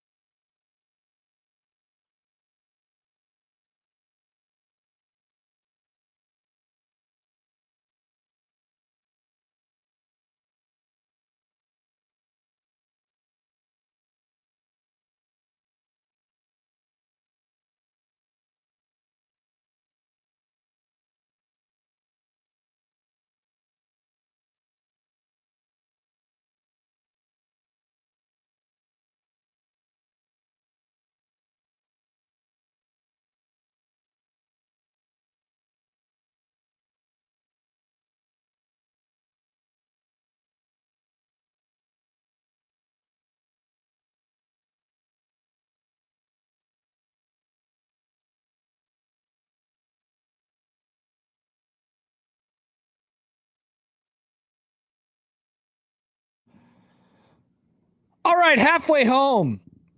Here to Monday, Happer and Schaefer on 1620 The Zone, 1620thezone.com. We at 1620 The Zone are teaming up with the Salvation Army in their annual 7-can back-to-school backpack program. You know the deal. Back-to-school drive. More than 250,000 backpacks have been given away over the life of the program. So now through August 3rd, you could drop by at select Methodist Health System locations, Metro Credit Union locations, Cubby's convenience stores, and Salvation Army locations to drop off school supplies for the Salvation Army. You could find more details at 1620 The Zone on how and where you can donate. A Pete tweet over the last 15 or so minutes here, as I mentioned earlier. You ready for this? Sources. The latest discussions about the Protect College Sports Act's most scrutinized section. Now, keep in mind, Pete Tweet doesn't listen to people, normal people. He only talks to college administrators and coaches. All right. So keep that in mind here. Apparently, this is its most scrutinized section. The realignment restrictions.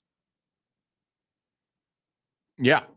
The idea that they'd be capped, that they wouldn't be able to leave from the conference. That was apparently the idea. The discussion centers around leagues being capped at 19 programs. Of course, the Big Ten has 18 teams. The SEC has 16 teams. He says for a league to leave a power conference to join another, they'd have to play 5 years as an independent.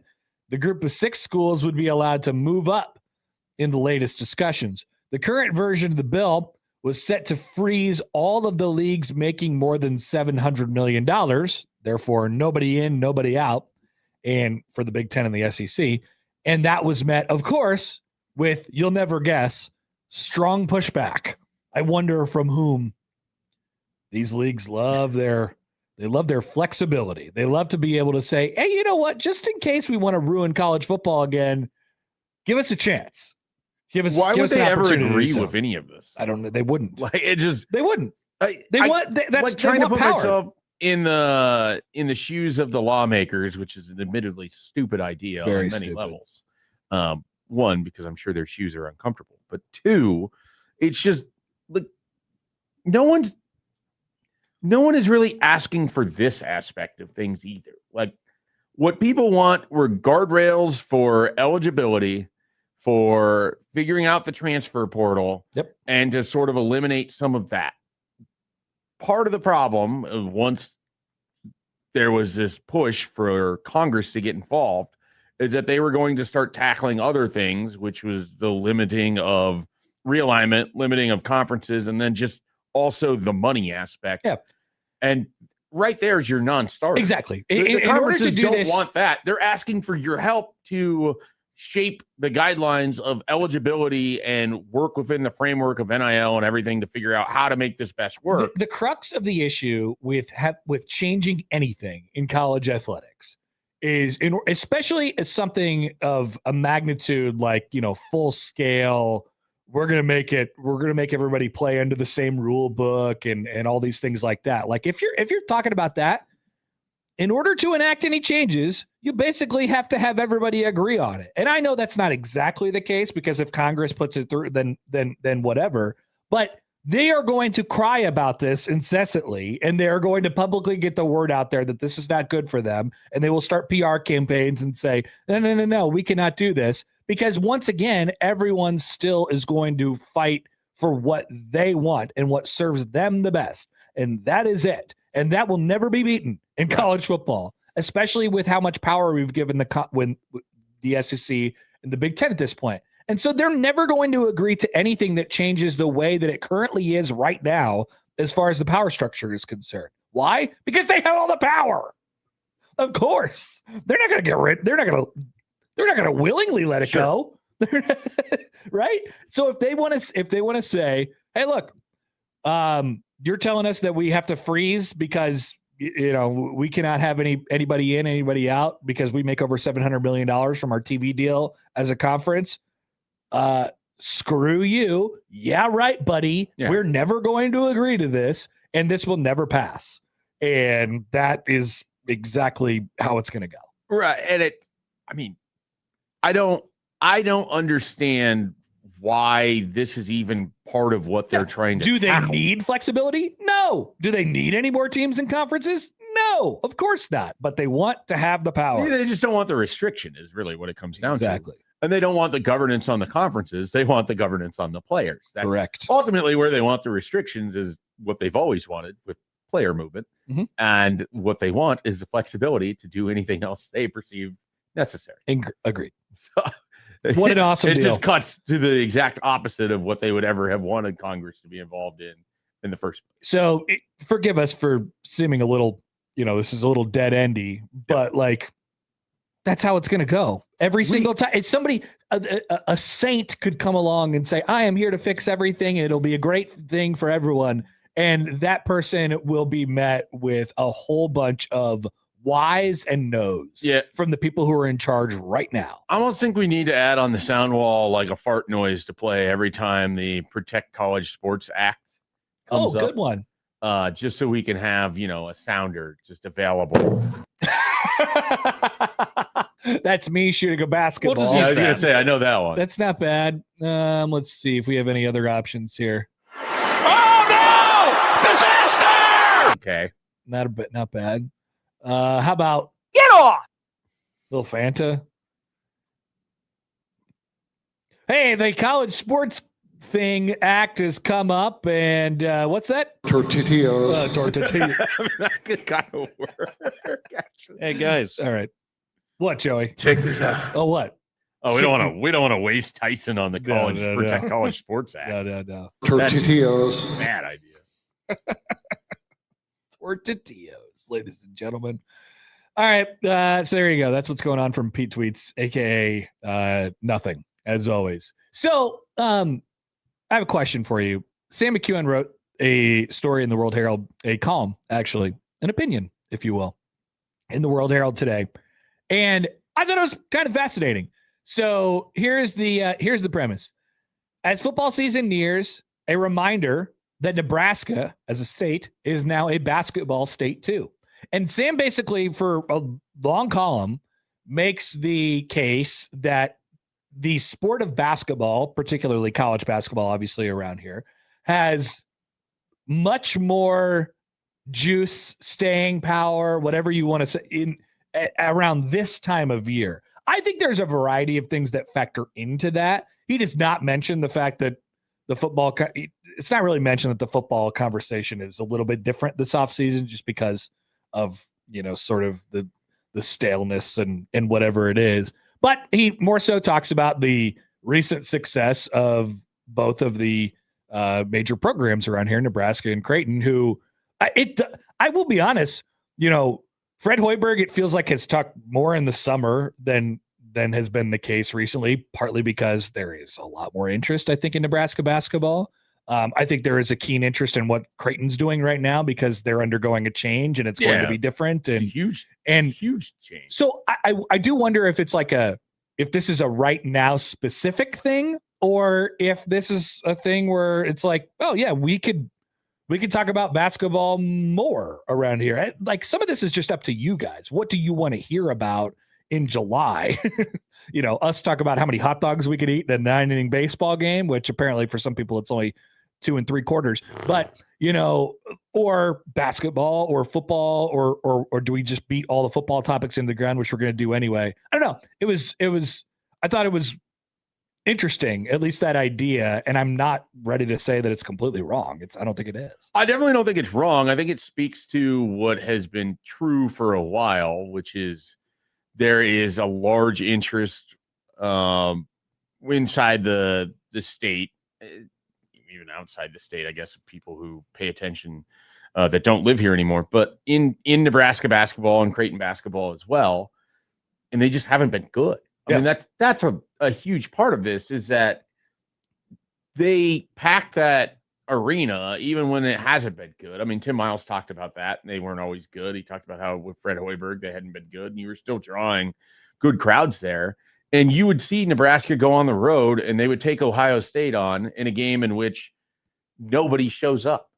Like there's, there's just not real interest at some of these places that have programs that routinely are making the NCAA tournament or in the case of Ohio State, like in our lifetime, they've been the number 1 seed in the NCAA tournament. They've had transcendent players on their team. They've Very been much so. really, really good, but nobody cares. I don't think that's true of Nebraska. Like, I think there's always been interest in Nebraska. The team just hasn't given you a whole lot of interest for that university to really lock in. Now, recently, you've had UNO make the NCAA tournament. You've had Nebraska make it 2 out of the last 3 years. They've won their first 2 tournament games. They're coming off of their best season of all time. Creighton had been pretty good up until last year, had just gone to the Elite Eight, 3 seasons ago, basically. So, like, basketball has peaked in a lot of, not peak makes it, basketball is ascending in a lot of ways. At the same time that football has been largely dormant.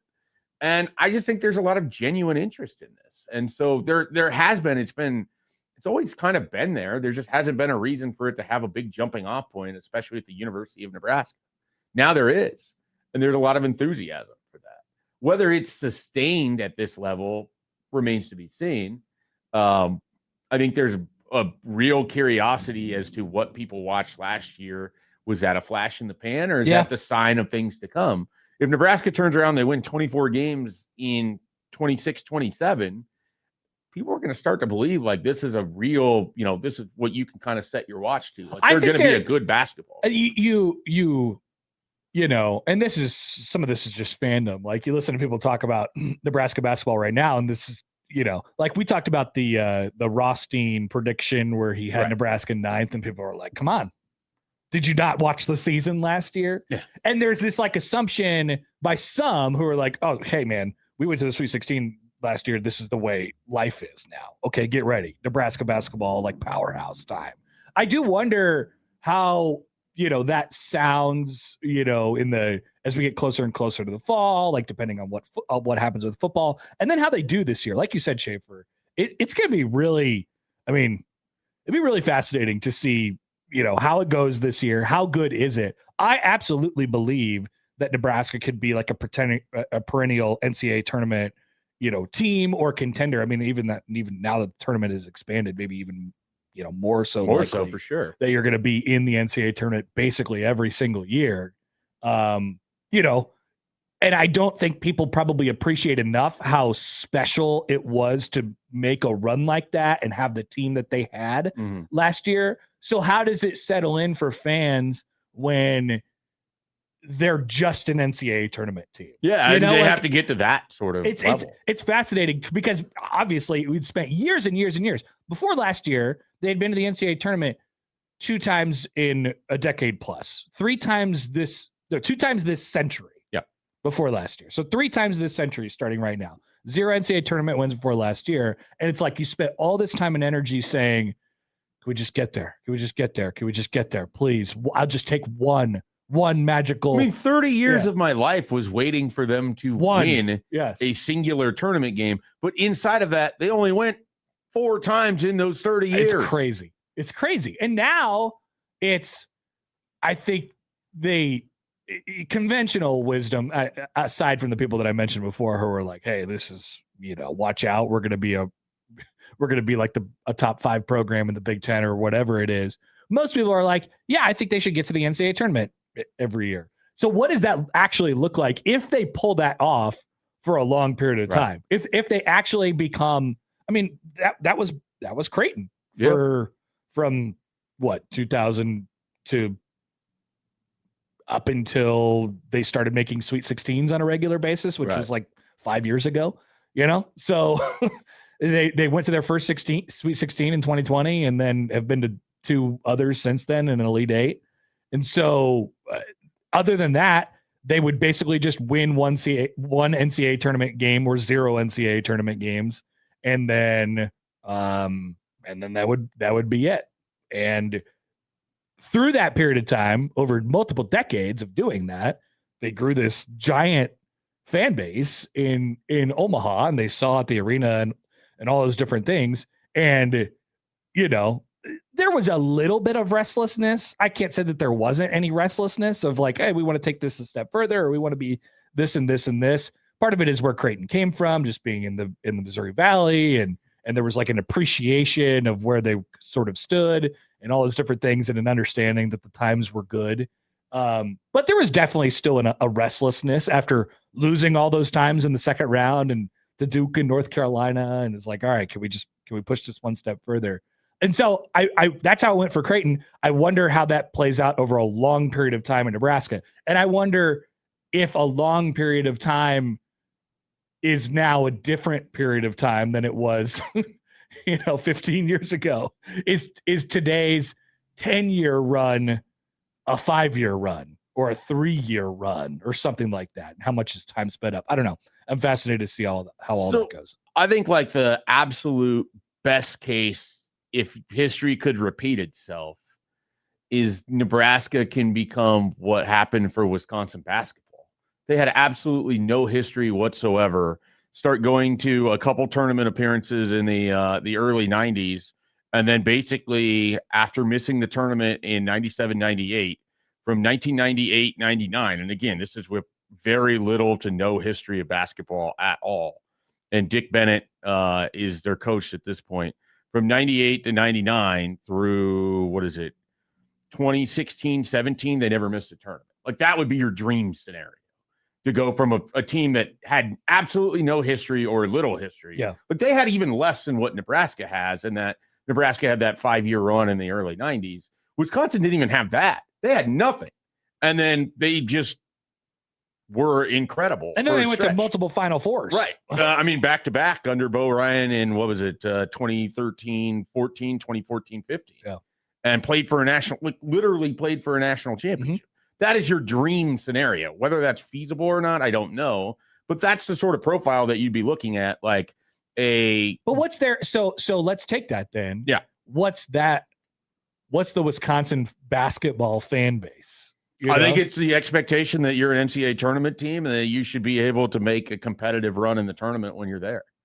And for the most part, they've only missed 3 times since 1999 in the NCAA so tournament. This is similar to, I think Matt was doing this topic from that athletic story on Friday of like who's a basketball school and who's a football school. So they had this unprecedented run of success, and let's just say it falls off. Right. Yeah. Let's just say they become a cellar dweller in the Big Ten. Nebraska? No, I'm talking about Wisconsin. Like it just falls off, and they're not a player anymore for a 2 or 3 year period of time. What happens to that fan base then? Even though you're 10 years removed from a Final Four and playing for a national championship, you're looking at it right now. It's like, did we ever really love Wisconsin basketball, or did we just love what Wisconsin basketball gave us? And I suppose that's the question of any fan of any sport. It'd be really interesting, and I don't know Wisconsin well enough to speak to this as to how they feel about the basketball program relative to the football program. And the people that I've worked with in the past, like Evan Flood, covers Wisconsin at probably the singular most person that I could go to for this. And he's a basketball guy first and foremost. So I don't know like that he's even the right person to ask. Probably not. But he cares a lot about the football too. He covers the football. But I've always gotten a sense that they love the football, but there's like a real pride. Like Wisconsin basketball is like a special thing inside of the fact that like everybody universally talks about their football program and Barry Alvarez and all the Rose Bowls and Ron Dane and recent years, like they were right there with Ohio State. Like there's all of that, but there's like a internal pride of what this basketball program has been for 30 years now. Yeah. Which is kind of wild to think about. That's interesting. Yeah. I think they have great crowds there all the time. That's sort of what I was trying to think of. Like, it seems like they have a pretty good home relative advantage. to other teams. Like the Big Ten is sort of fascinating, where it's like it's a basketball conference, but it really only half of that conference seems to actually care about basketball. And the school that just won the national championship, about half of the time they don't care about basketball. That's correct. And so it's weird because you're thinking like, oh, the Big Ten, these schools really care. Some of them do. Like Michigan State, they really care. And Definitely. Indiana, they really care. Purdue. And like, Maryland, they cared. And those crowds looked awful. Falling on hard times. So it's like, I suppose this is the case with anything. If you win, they show up. If you don't, they don't. Is that there are details in there that make every fan base when you unique. win and they don't show up too. like Yeah. Ohio State right now. Yeah. Like No, nobody they cares don't. about their basketball, and they're probably a top 50 program for the most part. Yeah, I mean, they could disappear and But they can nobody would know, and then they could be a 2 seed the next year and be like, oh yeah, I guess Ohio State's here. They can get players at their program that Nebraska could only dream of coming to, like, but Nebraska has significantly more fan support. Right. So it's just a weird, like, college basketball. It's odd for me in that regard because Nebraska has been so starved, and now they kind of have this, and then it's like, okay, what does the next level of it look like? Alan writes in on Twitter, on the Liquid Trucking Zone Twitter feed. He says basketball and football are in some regards now the same with expectations. Make the tournament and make a bowl game. Is making the tournament making a bowl game. I feel like we've had this discussion before. But yeah, I mean, and so the point from Sam was like, this is something that has a little bit more juice year round now. Now that everybody, every basketball fan locally has now been served. Right? They have experienced their team have the highest successes in their program's histories, each of the three, within the last 3 years. They have experienced that very, very recently. And so you're at this kind of like high point right now where every single basketball fan, college basketball fan locally, is probably that there's probably a little bit less of the Duke and North Carolina and Kansas kids right now than there ever has been. I think that's probably the idea of what we're looking at. Great. And I think it's fantastic. I think it's great. And every local instead of buy local, support local. Support local. We just need support local signs at all of the universities. And you have each had an unprecedented amount of success over the last, couple years here. And yeah, there's always questions about the future, but chances are you have the basketball team that you root for has given you incredible moments in very, very recent history. There is a world where if you're like a middle school kid right now, Nebraska basketball is significantly more interesting to you than football has ever been or could be. Because in your lifetime, you've seen them beat the number one team. You've seen them go to the Sweet 16. They've had larger than life personalities in Keisei Tominaga and these other things. You have expectations for this upcoming year where Frager and Sanford are coming back. They have a coach who's notably recognized in that he's a former NBA player and just stands out in a way that like most Nebraska basketball coaches haven't.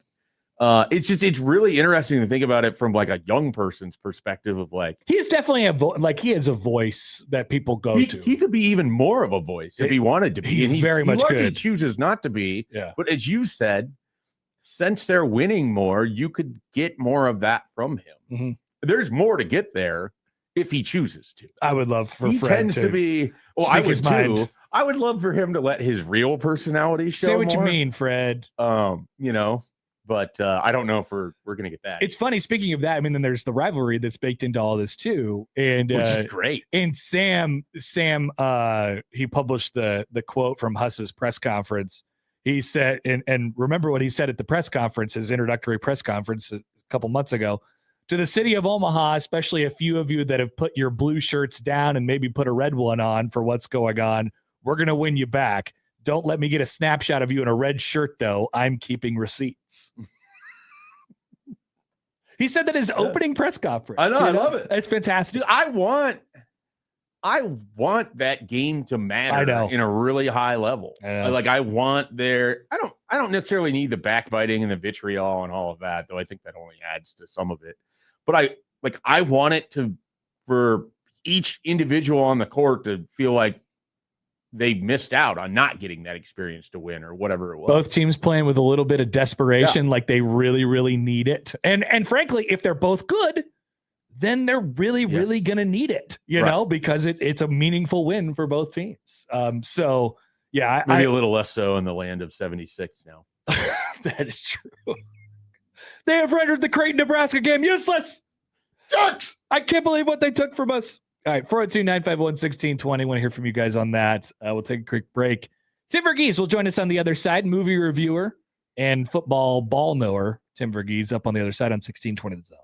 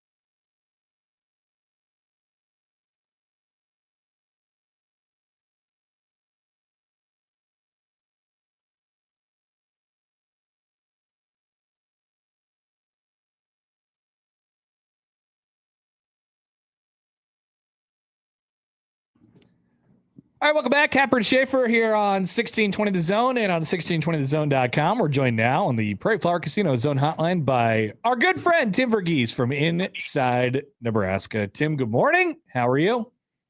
Good morning. How we doing? Good. Did you go to the movie theater this weekend? I did. And? It was good. Odyssey's really good. I have my Nolan movies ranked now, I think, coming out of this one. It's up there, obviously, for me. Really enjoyed it. I think the last hour is some of Nolan's best stuff. Think it takes a second to get going. It's probably one of my critiques about it. That's okay. But really enjoyed the experience. Okay, so your number one. So I'm sure this. I gotta pull up your tweets. What's your number one Nolan movie? Did this surpass it? No. I'm looking at it. No, not yet. So weirdly, my first thought coming out of this is I think Oppenheimer and Interstellar stand a tier above. That's his personal opinion. I've already talked to people who obviously don't agree with that. For me, I think what made the difference is I think the acting performances in Oppenheimer and what that story is felt more difficult to nail going into it. And I really enjoy the acting performances in Oppenheimer. Those they have stuck with me in a way that while there's some phenomenal acting performances in here, it's a little more varied cast member to cast member. Okay. Schaefer, any thoughts on Interstellar? I noticed we were talking. I was telling Happer he didn't need to see Interstellar. I feel like you're gonna which have a different for the viewpoint record, on Tim, is the exact opposite of what I've heard from literally everyone in my life. I'm Everyone standing tells alone me here. I need to watch Interstellar. Interstellar's unbelievable. I've rewatched it twice here in the last year, and I've really enjoyed. I've really enjoyed each rewatch. It is absolutely worth the time, I think. Tim, how do we get you on board to watch Dunkirk? I've noticed that's a blind spot for you in your Nolan rankings. Yeah, it's a blind spot. I need to fix it. I'm just not really. I don't know, for whatever reason that movie's never grabbed me, but it is a blind spot I need to correct because I would like to see Nolan's take on war. Yep. No, it's Okay. I like it. I like it plenty. All right. So I know an area that isn't a blind spot for you. You've been locked in. How did you enjoy your World Cup final yesterday? Oh yeah. You think that's the last time you got to see your guy Messi play in the World Cup? Yeah. Messi in a setting like that, probably the last time we see him in something like that. He'll obviously be back in the MLS, but I think this is about it for him at the international stage in these type of competitive moments, which stinks, but obviously it was good to see him yesterday. It felt like that kind of World Cup in general. As exciting as it was to see so many different young guys, this felt like, a lot of the guys we grew up in, kind of, putting things to bed. Luka Modric. I mean, you had Neymar and his whole journey, Ronaldo's whole journey through this cup.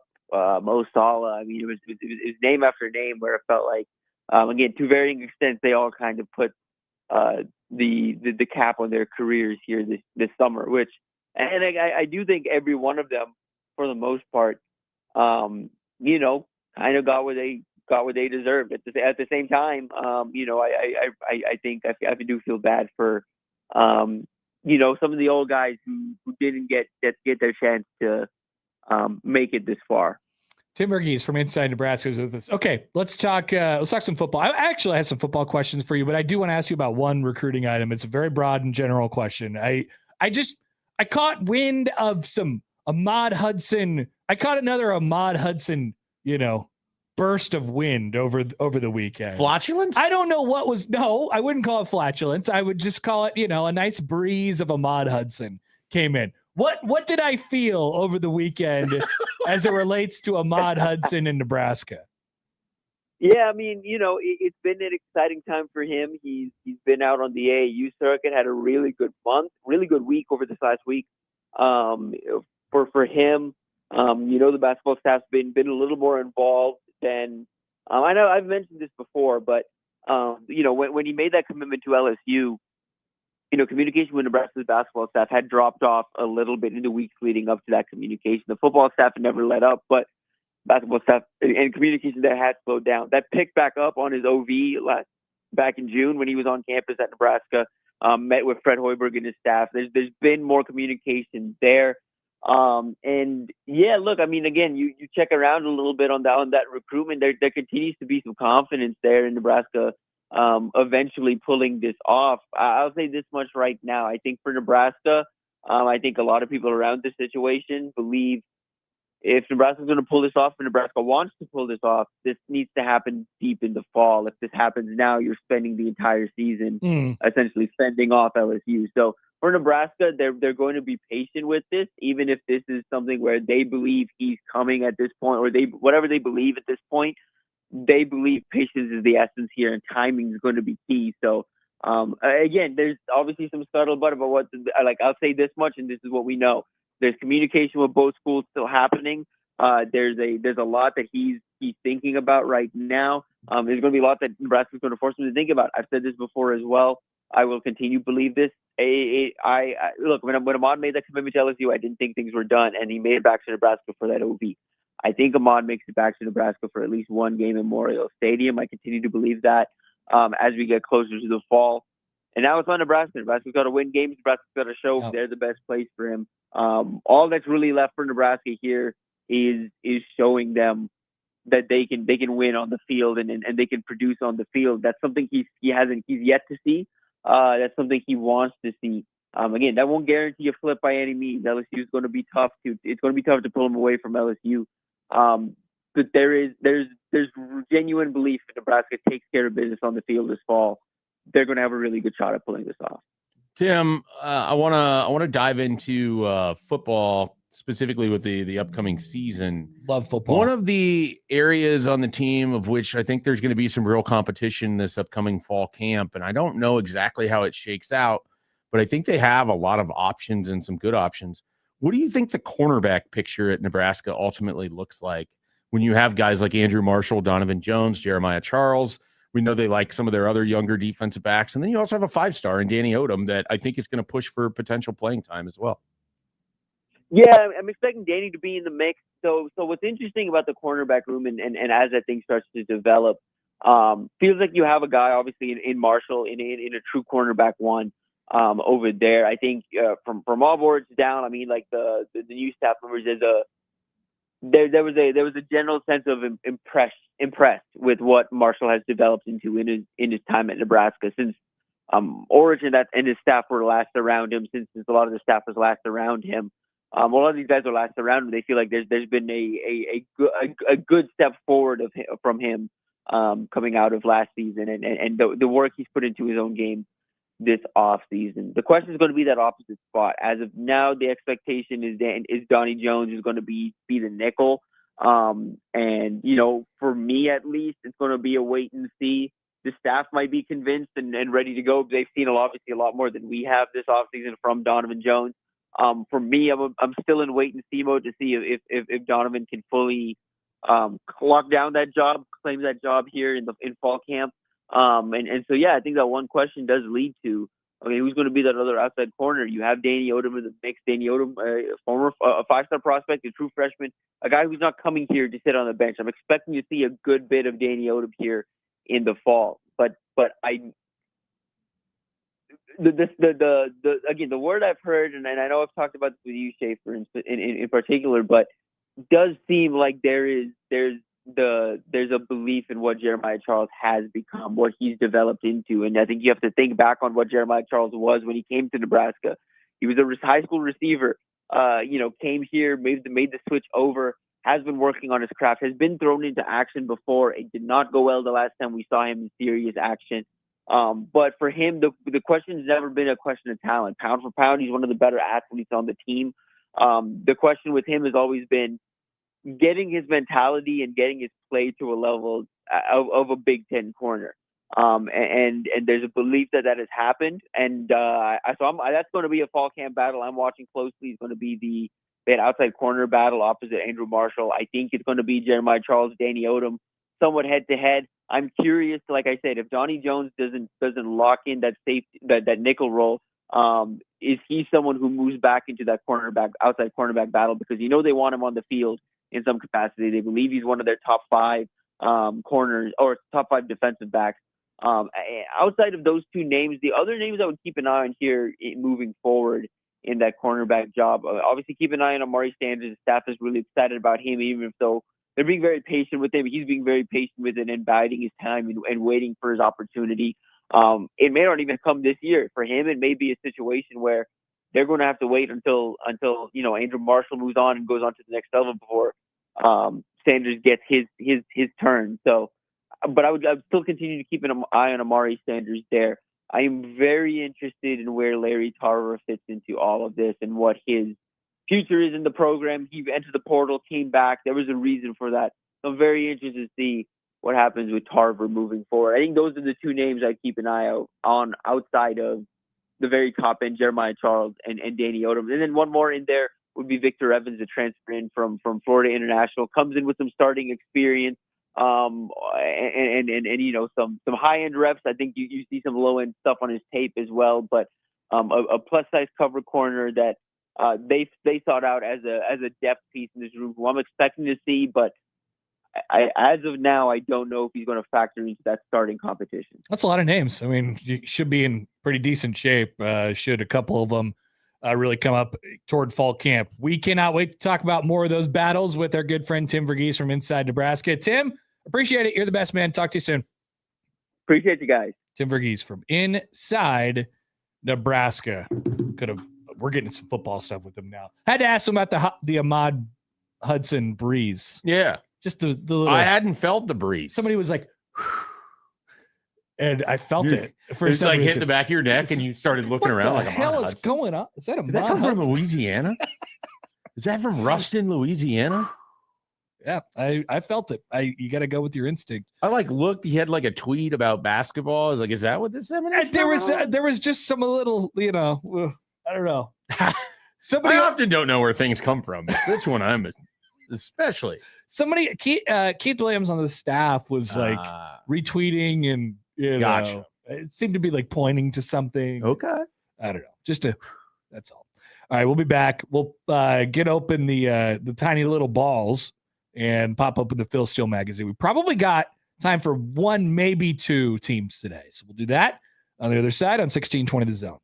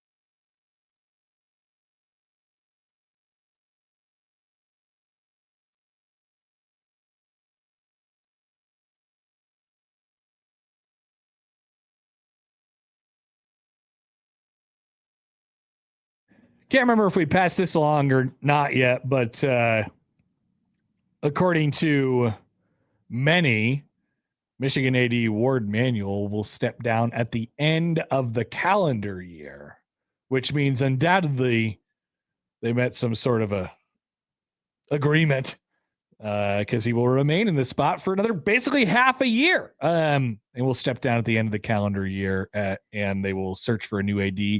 In the meantime, He got moosed. I believe he was moosed. Definitely Yes. moosed. Yep. Just like, hey, you can stay, hang out, whatever. And You stay until this date and you will have no power. and you will leave immediately. We'll give you a little bit of money and you can go away. All right, here is the balls. How many balls would we like today? 3 balls times 3. 3 balls times 3 right out of the gate. Let's do it. Yeah. Try it See out. where it takes. 3 balls times 3. As you can see, my tiny little balls. 41, 35, 12. 88 times 3 would be what? 264. There we go. That's a new number. 264. Which conference does that lead us to? Might be the Mountain West. Oh. It is the Mountain West. How did you know that? You're not even looking at the book. Well, on That's- bookkeeping, Nevada was page 273, and we did that. Okay. And there I you- know Nevada's in the bottom of things. There you go. So let's we're Air Force today. Woo. We are Air Force. We are Air Force.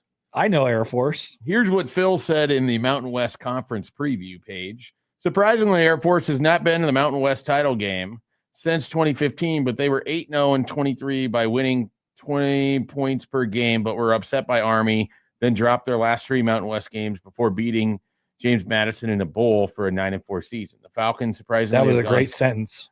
Yeah, that was tough to read. Have gone 5-7. He loves the word surprisingly. Have gone 5-7 and 4-8 the last 2 years, including 3-4 and 3-5 in Mountain West play.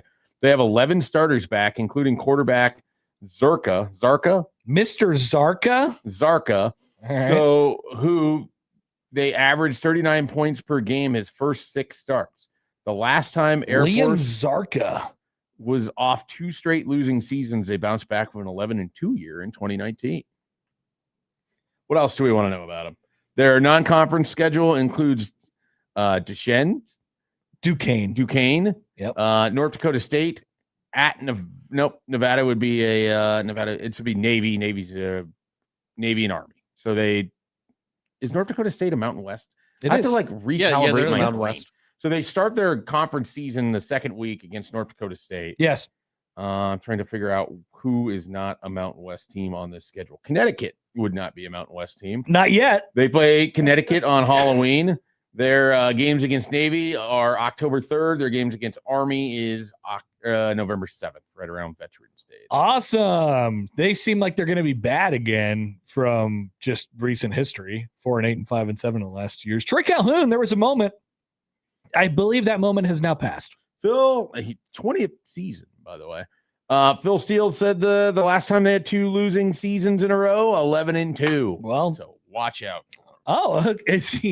Do you think that is an appropriate? I will call for Air Force to at least double last year's win total. Wow. I think they are a legitimate contender in the reformed Mountain West. Okay, so they He's went in on 4-8 it. last year. So that's At least 8 wins. Phil Steele saying 8+. Weirdly, this sounds like a strange sentence to say out loud. That game against North Dakota State would be kind of fascinating. Like the styles that both of those teams play. You think we should go?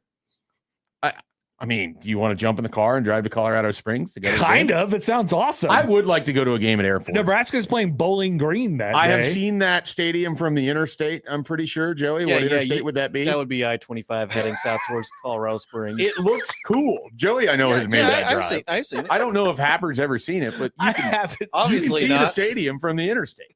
Connor, No, whenever you I have seen that. It seems like a nice place just to be go. a passenger if you're going down to Colorado Springs, then you don't have to worry about being distracted by the beauty of that stadium in the mountain. I would drive very safe. Don't worry. But now, how far is it on top of the drive to Denver to Colorado It's like Springs? additional hour, I would say. Oh, just one. Oh, that's annoying. a little longer than that. Well, Colorado Springs is pretty close to Denver. It's really close in distance. It's just Yeah. dependent on Traffic. traffic. Yeah, Dang. because you're gonna have to get through downtown no matter what. All right, so what? We're thinking about 8 hours? 8 hours to Colorado Springs? What percentage are you actually interested in doing? I mean, I don't want to watch Nebraska and Bowling Green. Yeah, I don't either. And we might. Well, I don't know if we're gonna have to do. I mean, I big know red I can't overreaction. because this is actually what I've changed my vacation to. So I'm actually out for this. Damn it! But this is a 9:00 game, 9:00 Central on FS1. I will be watching from a hotel room. You know who will also be watching that game? Our next guest in 20 minutes. He's going to be watching the crap out of that game. We haven't talked to him about the new look Pac-12, new look Mountain West, what his thoughts are on these things, games he wants to watch. I would imagine he's pretty fired up about North Dakota State too. joining the Mountain West. Yeah, I don't know if he cares about it. I'm sure he's more fired up about that than Northern Illinois. Unfortunately, Nebraska Bowling Green is at 6 that night, and so we're kind of I can't teleport. You don't want to listen to Kyle and Damon on the drive? I could listen to Kyle and Damon. Yeah. They could do some math and I could listen the entire time. It's fascinating. I'll be talking to one of those individuals tomorrow. I want to learn more about where this math thing came from. Text from the 402 played at Air Force as a JUCO baseball player. It's worth the trip. All right. Okay. Maybe I'll go check out who else that played at Air Force stadium. as a baseball player? Paul Skenes. That's how you say it, right? He shut down the Guardians yesterday. Not hard to do, but he did it. Let's take a break. 9:00 hour. We will get to free bowling right after this on 1620 The Zone. Hi, everybody. Harry Carey here.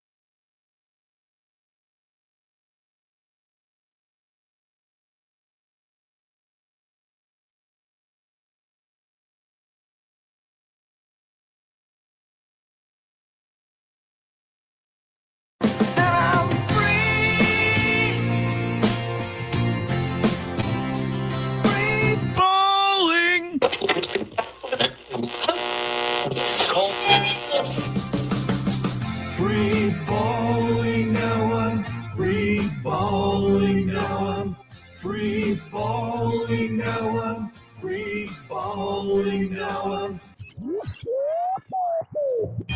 It's time for Free Balling, where the producer reads questions on things happening in the world of sports. Connor and Mike will have the answers. That's right. We have the answers. And Innovative segments we have here. And we work with the songbird of our generation. You really do. Nice job. We did it. Did you hire a choir for that? No, that was me. That was me. That was just all you? Yes, it It's was. incredible. The chorus line, it was high pitch, low pitch, and normal pitch. for me. Unbelievable. It Unbelievable. was kind stuff. of like Stibbs' addition to the City of the Day Open. Sure, yeah. Just incredible stuff. Texter, our YouTube commenter, writes in, Joey needs his own show. I Agreed. agree. Interstates and parody songs. And graphics. Lots of graphics.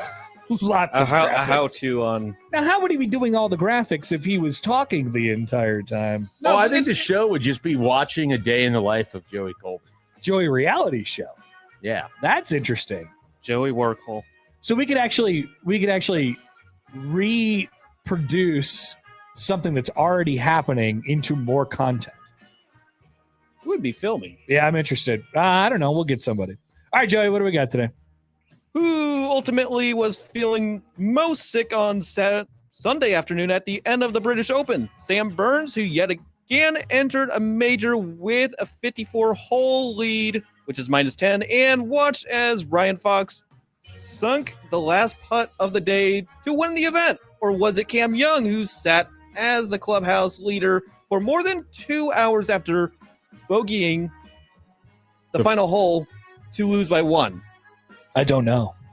So Cam Young went into Saturday at 6 under and then shot 3 over. So he's 3 under. Mm-hmm. He then plays fantastic and is at, I think, 10 under going into the 18th hole. He hits his drive into a bunker. I don't know. You probably haven't seen the highlight of this. I saw him. Is it the one where he smashed it on the side of the bunker and He it went hits at the sideways? face of the bunker and it ends up going parallel. He's obviously playing thinking that he has to get to 11 under to have any chance, so he needs to hit a great shot, get a birdie on a par 4. He has no margin for error. And it turns out his clubhouse lead of 9 under then stands for 2 more hours while multiple players started the day at 10 or were at 9 or got to 11 or whatever. And so at one point, he's just the leader in the clubhouse for 2+ hours, the longest for anybody at a major event. And he has to just watch all of these guys sort of like maybe pass him, then fall back. And this is hours of his time. Now he has to start getting ready. He has to go out to the range in case he has to play a playoff hole. Yeah. So he has all of that going on. I would say that's agonizing, but it's not as agonizing as blowing it yourself. Well, like then you have Sam Burns, who that's what started I'm the day. saying. Yeah, so it's him. And so, like, I would much rather somebody else take it from me than me blow it myself. And so you have Sam Burns, who starts today at 10 under. He's playing with Ryan Fox. They're finishing the tournament together. You go into the 18th hole. Cam Young, clubhouse leader at 9 under. Ryan Fox on the course with 1 hole left together, 9 under. Sam Burns at 8 under. So there's a world where he can tie it. Fox gets a par. So you have a 3-way playoff. Instead, he misses his putt to tie, makes his par, finishes at 8 under. So the best he can do is second or third, really. And then watches as Ryan Fox drills his putt. And this is after Sam Burns had already blown a 54-hole lead at the U.S. Open, threatened to potentially, come back on Wyndham Clark at the U.S. Open, then didn't. It's just an incredible summer for Sam Burns. If you're the first guy, what was Cam Young. If you're Cam Young, then you could say, look, I played good today. I played well. I probably didn't play well enough on Saturday, but I played well enough to win, and I'm proud of that. And it wasn't enough, and that's fine. That's a pain you could live with, right? Yeah. Other than you, because that was the question, right? You're just exactly. So it's basically which of these guys has to feel worse. You're going with Sam Burns. Absolutely. Other than 2 hours of sitting there would be grueling. Yeah, it's out of your control. Yeah. I mean that part is. Because you let your hopes get up and then you get absolutely smashed on the final day. Yeah. All right, next. Yaxel Lindenborg and the Golden State Warriors won the NBA Summer League title, and the former Michigan Wolverine looked terrific throughout the event. Even though I did not watch him, he is great. Do you think there's a possibility teams overthought it when it came to a guy who was excellent in the 2025-26 season and looks poised to be a factor again in 2026? No, I mean, what, he go middle of the first round? 11th, I want to say. Does that sound about right? Yeah, I mean, I don't that seems appropriate. Yeah. I like that guy was really, really good in college. It was pretty apparent to me that he's going to be good in the NBA. It's always just a level of like, is his good? He's good right away. So would you rather have someone like Caleb Wilson who could be good down the line when he's not, dealing with Arthur Kaluma? Or, a guy like... He was good. He was dealing with Arthur Kaluma. A guy like Axel who, like, there's not really a question as to whether he's going to be able to help you right away. Yeah, but how much and how, and then the ceiling question, obviously, which you're not sure about. And so it's basically, what do you really want to get out of that draft pick? I think he's going to be a pretty good NBA player.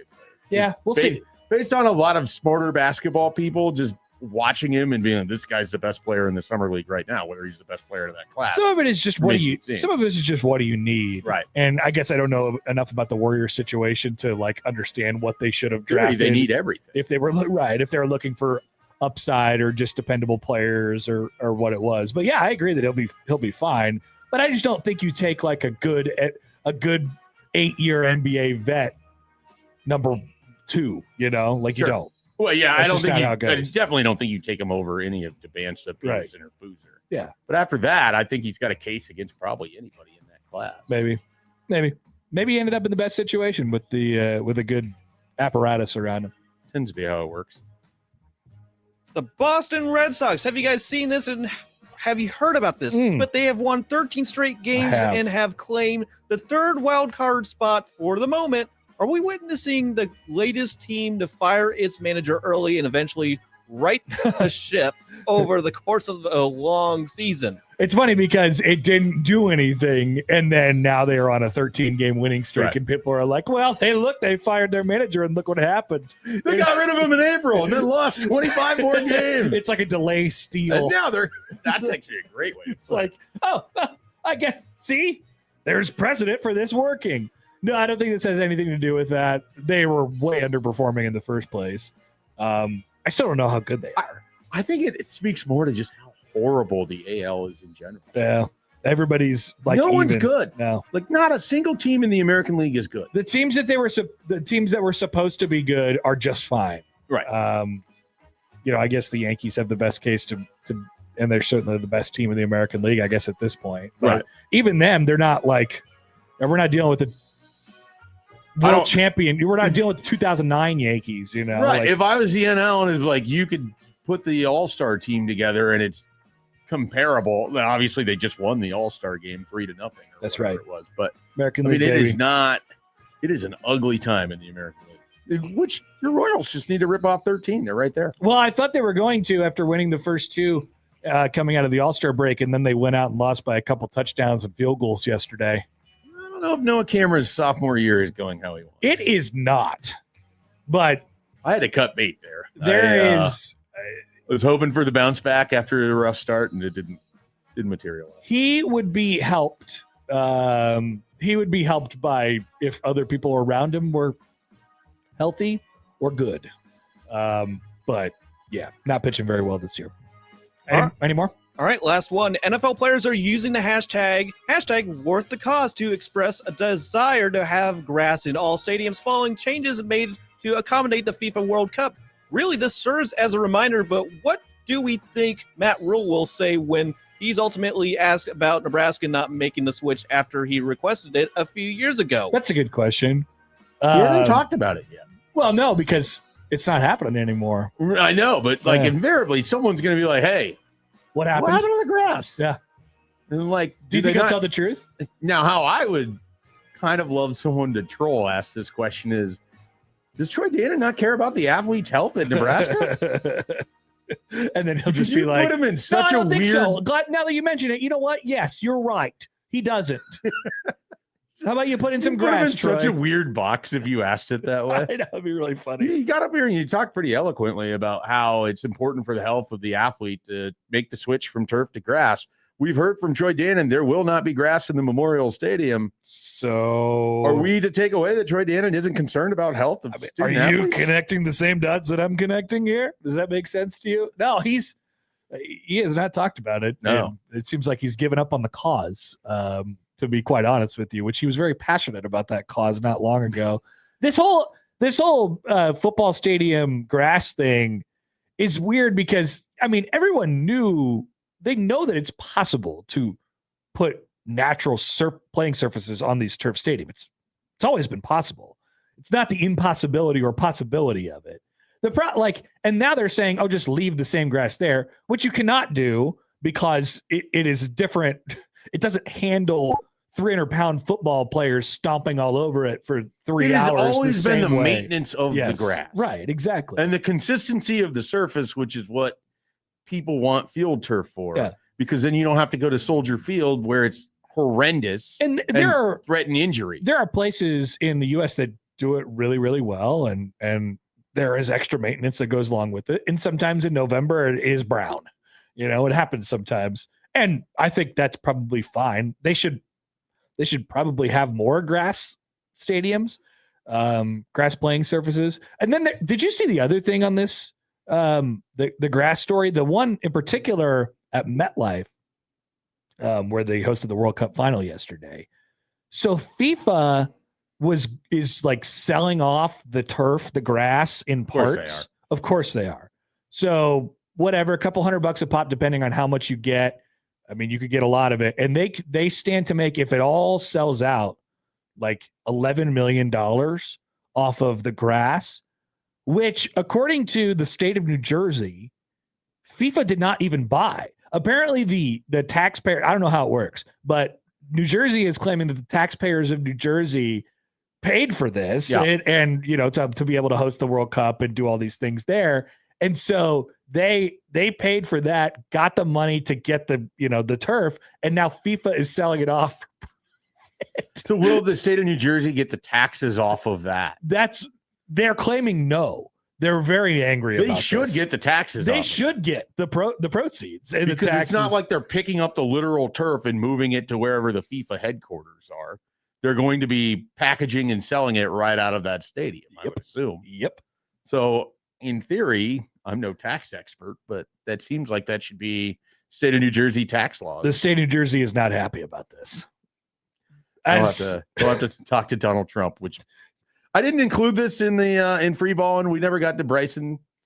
Oh yeah, I'm curious what happened here. So basically, he was unhappy with a ruling. I don't have the exact. I'd have to go back and look it up. He's unhappy with the ruling. He launches into just incredible theatrics, threatens to basically quit mid-tournament, which nobody cares. Like, take your ball and go home. Everybody hates you anyways. Yeah. Multiple players are asked about it, and they all more or less say the same thing. Like, yeah, that's a guy who's just always looking for attention. You had asked a question way, way, way back at the beginning of the year. Yeah. Is he becoming likable? Absolutely. And I said no. You did. You were right. He is only proven to completely and utterly lean into being the least likable person in golf. I don't know what struck me on that. I don't know why. Sports. I don't know why I felt that way in the moment. He's a but clown. Certainly not the case now. Yeah. Good for Rory. You see Rory? He crushed him. Oh yeah. Well, he's like, I don't really care for this nobody guy. on tour likes him. Yeah. It's great. It is great. The memes that came out of it were great. Like, did you see the little video of Bryson with a weed whacker mowing down the area? I did. Fantastic. A lot of good AI stuff that is out there right now. Speaking of things that are on social media, we probably have one more fake beef to get to. We'll do that as we go on throughout the show, but we'll take a break. We'll come back and we'll talk to Michael Bruns, who is very interested in our potential Mountain West trip for North Dakota State and Air Force. Back after this on 1620 The Zone.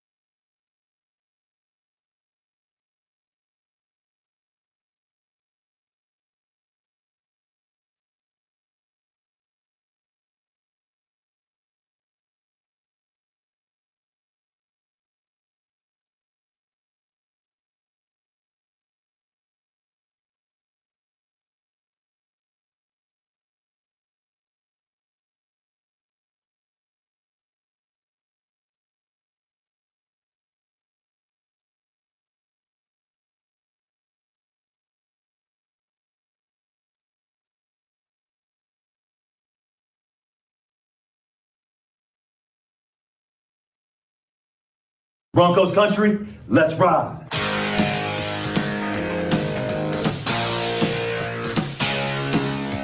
The Bronx is back in town. The Bronx is back in town.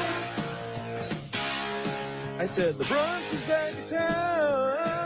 The Bronx is back in town.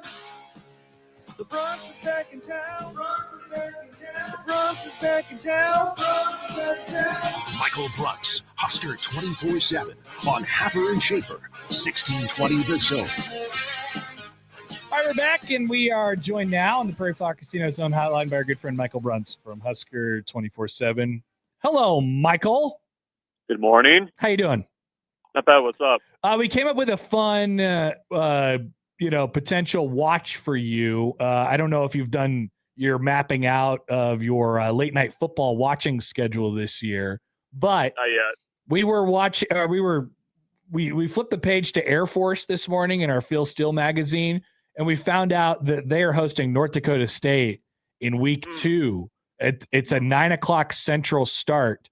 So North Dakota State visiting Air Force for a conference game in the Mountain West. How much interest on the Brunt scale of 1 to 10 do we have in this? Like a 9. We figured this would be a big game for you. The problem is the 6:00 start for Nebraska. Yeah, no, that's okay. Well, that game could potentially be over in that's like a 2-hour game. Should be. If things go as you would expect. But that's a lot of those North Dakota State games are actually going to be kind of fun. Not only because of they're actually playing, FBS schools now, but also just stylistically, there's some pretty, just stupid matchups that they're going to be playing. And also remind me again, who's in that conference now? That's where I also need to kind of get, we were wondering what your level of enthusiasm was for the new look Mountain West, which features North Dakota State, Northern Illinois, UTEP all joining, and then the Pac-12's rebirth. Which of those, and do you know are you unaware of all the teams that are in each conference now? I vaguely know them. If you quizzed me, I would not do well. So here's a quick way to remember it. If it ends in state, it's probably in the Pac-12, unless it's San Jose State. Then they're in the Mountain West. Everybody else is in the Mountain West. So Air Force, Hawaii, North Dakota State, I guess they count too. Nevada, New Mexico, Northern Illinois, San Jose State, UNLV, UTEP, and Wyoming is the Mountain West. When does NDSU play Hawaii? NDSU plays Hawaii in November 14th in Honolulu. That is a 10:00 Central start. Yes. See, that's like a 10 on the intrigue scale. What are you guys doing that night? You want to come over and watch it? Yes. Have a watch party. That's the Rutgers. They're at Rutgers that weekend. You think you have to go out to Piscataway? That might be tough. I'm going to be watching that thing at 3 a.m. You will when they kick off in New Jersey. So. You'll probably just be at LaGuardia or whatever and just watch it from there. Just shouting at my phone in an empty terminal. That's pretty much what's going to be happening, I think. So that's a 10. Isn't Hawaii potentially sneaky good this year too? Didn't Timmy Chang put some wins together last year? They're always potentially sneaky good, and then they end up 7-5 at best. So they got to get their stadium thing figured out. Yeah. The old Aloha Stadium is no longer, and they're playing in that. It's essentially a high school stadium, which is a little sad. Yeah, it's basically like a lacrosse field, like Northwestern has.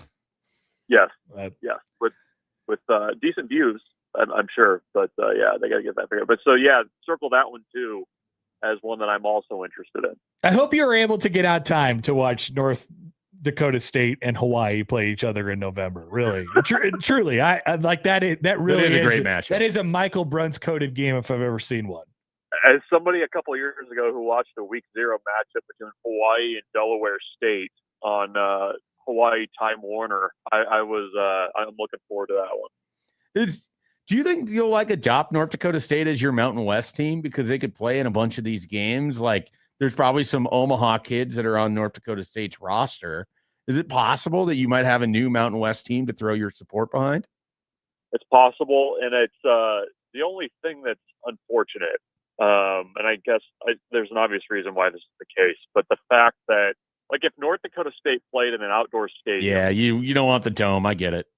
that would be the most delicious matchup if you're hosting Hawaii or something like that in November in Fargo. Like, I would love to see that. Oh my God, that'd be so funny. Even if it's San Jose State. At the very least, I want next year when Hawaii has to return to Fargo, they have to make the return trip.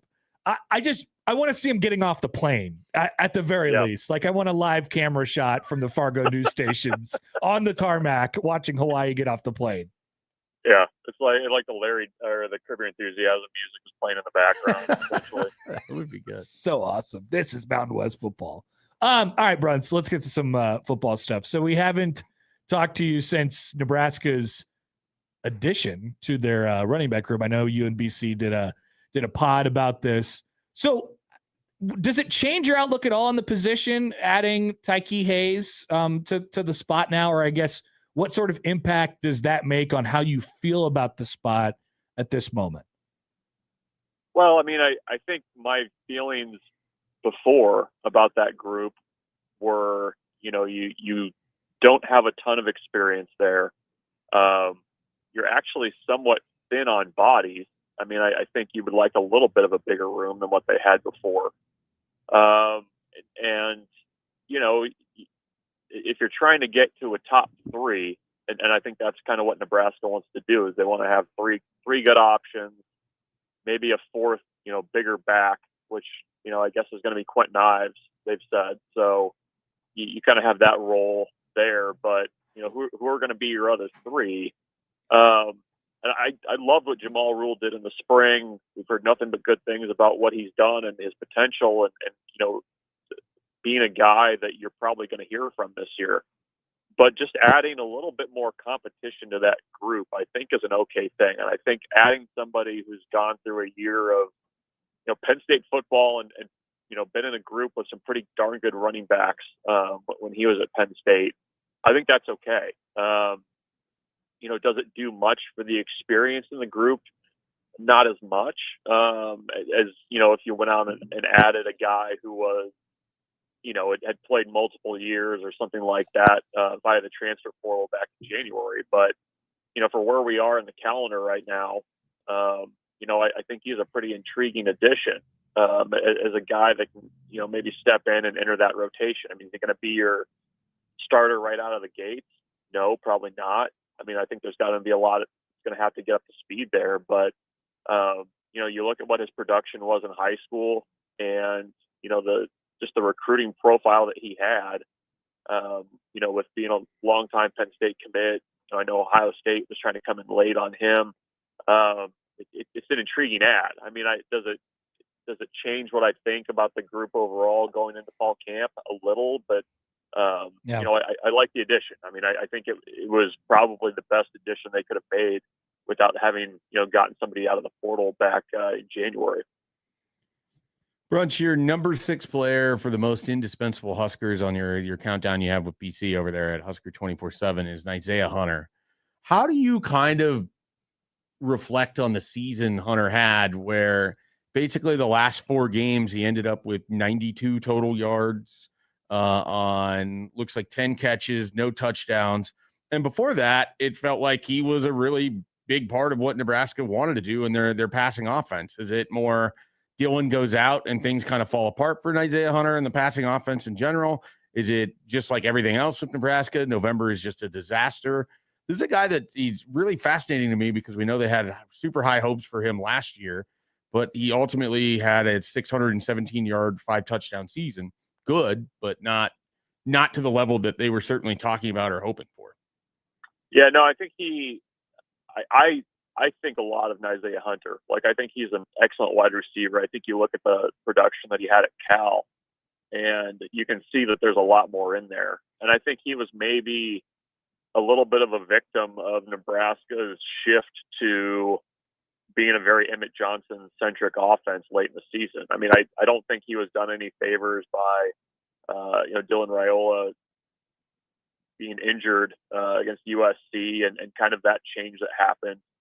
I don't know that I don't know that Nebraska took good enough advantage of his ability down the field as well, because I think that's one area that he showed previously that he could be pretty good at was, making contested catches, those kinds of things.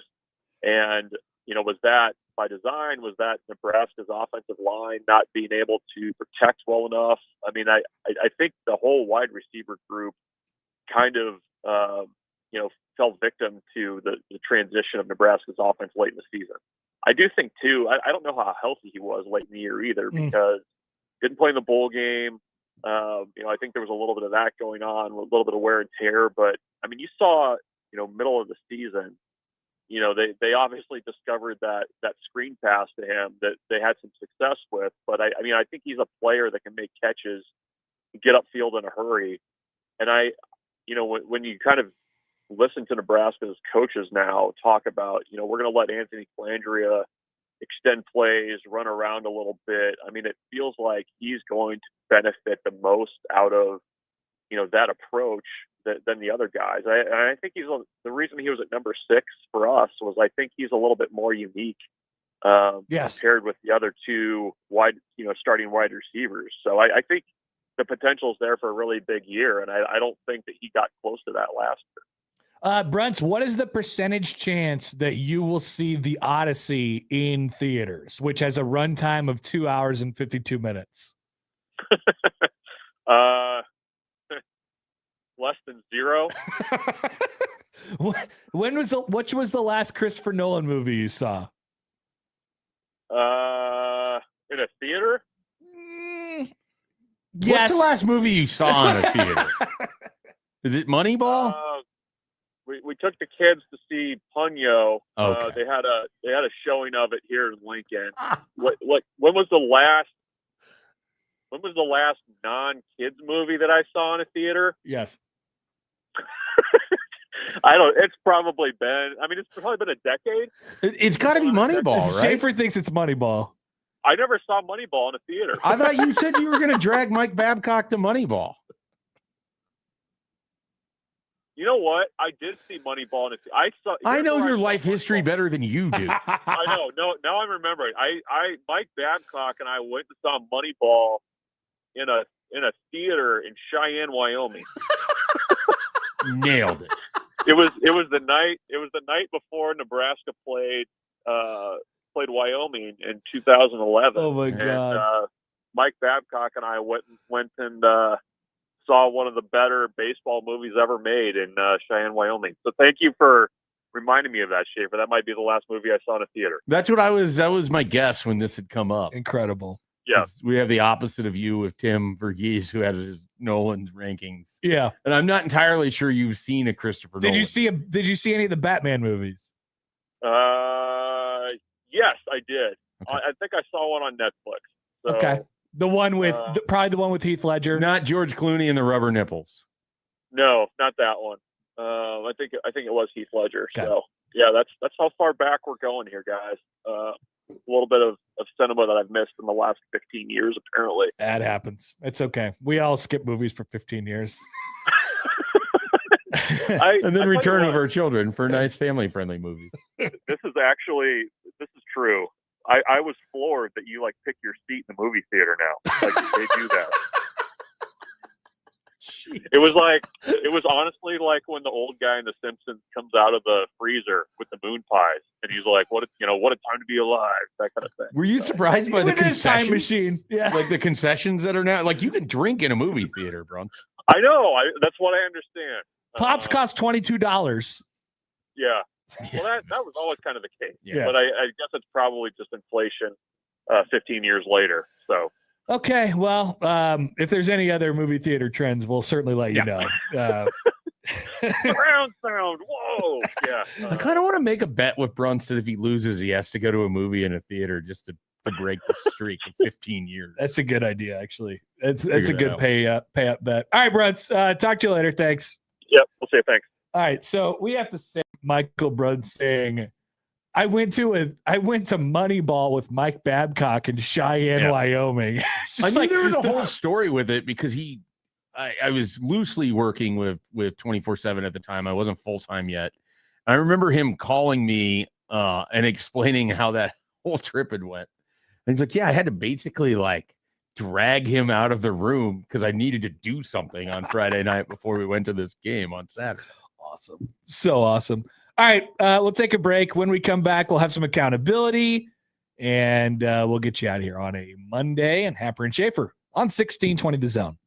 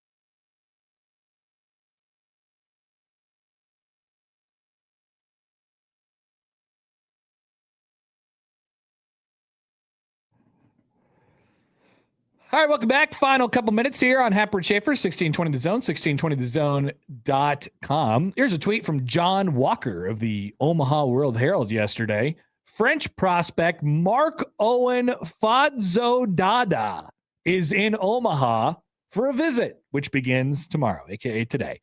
Source says, feel really, really good about the Jays' chances with the 19-year-old guard a target for months. This is indeed the young man who was referenced when we talked with Coach Huss during the baseball game multiple months ago. And he is in town today, and there seems to be an expectation that for Creighton, he is going to be a Blue Jay very, very soon. Wow. So now Creighton now leads the nation in Dadas, if this is the case. I guess they don't have London yet, but next year they will. Well, if he commits, it'd be committed Dadas. Committed, they'd have 2 committed Dadas. But this Dada would play right away. Yeah. London cannot play until next year. No, he has to wait. He has to wait. So I would like them to lead the nation in Dadas. Do you think just one Dada gives you the lead? It's possible. I don't know how many Dadas are out there. Then there's like almost an insurmountable amount of Dadas. I know. Wild to think about. 2 is way too big. It's like Spain scoring against Argentina yesterday. It's like if you get 1 Dada, okay. If you get 2 Dadas, it's over. Yeah. It's all the way over. All right. Now, ladies and gentlemen, it is time for... Ladies and gentlemen, it's time for accountability. Time for accountability, everybody. I like it. All right, good. Love it. Thank you. Anybody want to be accountable for something today? Yeah, I think I've had a mostly pretty good day. Joey usually keeps a running tab on what's happening with my microphone. How many times did you have to turn it on for me? Turn it off, I would say 4 times. Okay. We're only focused on turning it on. Well, there's some of the times he's really good at turning it on. He's not so good at turning it off. Yeah, turning it off, I'm less as concerned about. It's the turning it on. Yeah, that, every time we go to break, I kind of pay attention to you. Now, there's times where you accidentally I was going to get the table, to that. which I understand that's throwing a soft. So what we have here in the studio now, since we've switched studios, at the previous studio, there was built into the desk or table, whatever we want to call this, the buttons for the microphone for on, off, and cough. Those are fake buttons. And now we have a device that sits on top of the desk/table that you press for the on and off. It looks like a block of cheese. I have, for the most part, just like covered the old one so I don't get confused. Today I didn't, and I kept trying to turn off never on, but off my microphone on the kind of like when you were trying to drop calls or whatever. Yes, you were doing that. Yeah, just a. It's just a reaction. Like there's a button there. I want to hit. I get it. We're still getting used to things. We're still. You want to know why kids still not a month in? You want to know why kids love? Actually, I don't know if this is the case, but anytime that like a kid has ever been inside of a radio studio, they love radio studios. You want to know why? There's infinity buttons. Well, kids love hospitals for the same reason. You go into a hospital room, there's buttons everywhere. Could you imagine if a kid just sat? They would be like, I want to press that button. What's that button do? What's that button? I'm looking right now at least 100 buttons. So at least 100 buttons. My son yesterday was over the moon. Like my toothbrush, I have like one of those spinny ones that you press a button to turn on. Yeah. He had never really seen this before. Because I'm out of the house before he's up in the morning or whatever. He's got to press that button. At the end of the night, like he's not around when I'm brushing my teeth. And so he sees it and then like gets to press the button and then runs downstairs and tells my wife, his mother, he needs a big spinny toothbrush. Okay. He wants the big spinny toothbrush now because he got to press the button. I remember when I was a kid, I remember being fascinated by those things. I got annoyed by electric toothbrushes very quickly. They're fantastic. Do they work better than real toothbrushes? They tend to, yeah. Well, I don't know. Depends on what you want to believe. I have gotten less complaints at the dentist. Okay, that's good. Making the switch. I one time got into the fad of the water pick. I wanted to do that. Lasted for about I never did it. 3 months. Was it like you just didn't care for the action of it, or I just get so in the routine of brushing my teeth, sure, and then that's it, sure. That it's just hard to add anything else to that routine. Yeah, that's fair. So I would occasionally do it. Doesn't replace brushing the teeth; it replaces flossing. It's adding, right?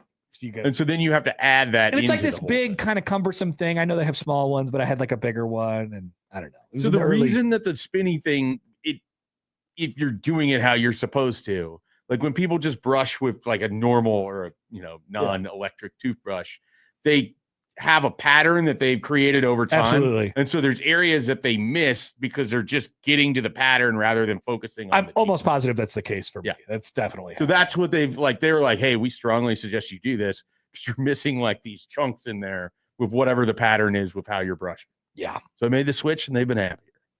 Joey, any accountabilities? Well, I missed a setting. I missed a setting this morning on our software for getting us over the radio station, but I was able to pinpoint the problem right away. There was another thing. Oh, yeah. A couple cop cars just randomly showed up, parked in front of my apartment. Are you taking responsibility for this? I don't know. I was getting ready for holding myself accountable for something, which you don't even know what. I don't even know what. I was about ready to tell them. They told me I was not needed for jury duty. Wow. But yeah, they were just chilling right in front of my apartment door, just parked really close to each other. So I took an alternate route. But it was just weird seeing them there at right at 5 a.m. in the morning. I'd like to take accountability for something. Over the weekend, I mowed my lawn in 1,000,000-degree heat. And so there is like an excuse for this, but part of excuse making is the accountability. You have to take accountability for it. When I came back in my house, I was disgustingly out of breath. And it really made me think about myself. I'm like, what the hell is wrong with me? All I did was mow my lawn. Could you imagine? Out of breath? I don't know. I was too sweaty. It was too hot. I don't know if I was like out of breath. What time did you mow? It was early enough. Like probably started at 9:30. You go Saturday or Sunday? Saturday. Nice. I did it on Sunday. But I got in there and I was like, I got to take some accountability. My thing was when I got done and I stayed out and I pulled weeds for the first time in a while. And many weeds. I did a little bit of that too. I felt so good about just like it looked great when it was done. I was very happy with it. But I just went and sat in a dark room in my recliner in my office and didn't talk, didn't do anything for 10 minutes. That's exactly what I did. Maybe the best 10 minutes of my weekend was coming in, getting my body adjusted to the AC and everything. Fantastic. It was great. So I told my wife, I'm going in the dark, cold basement. I'll be there for 30 minutes. That's it. All right. That'll do it for us today. And that is our accountability. If you miss anything, 1620thezone.com is where you can find it. As always, we have a crossover, and that is coming up next.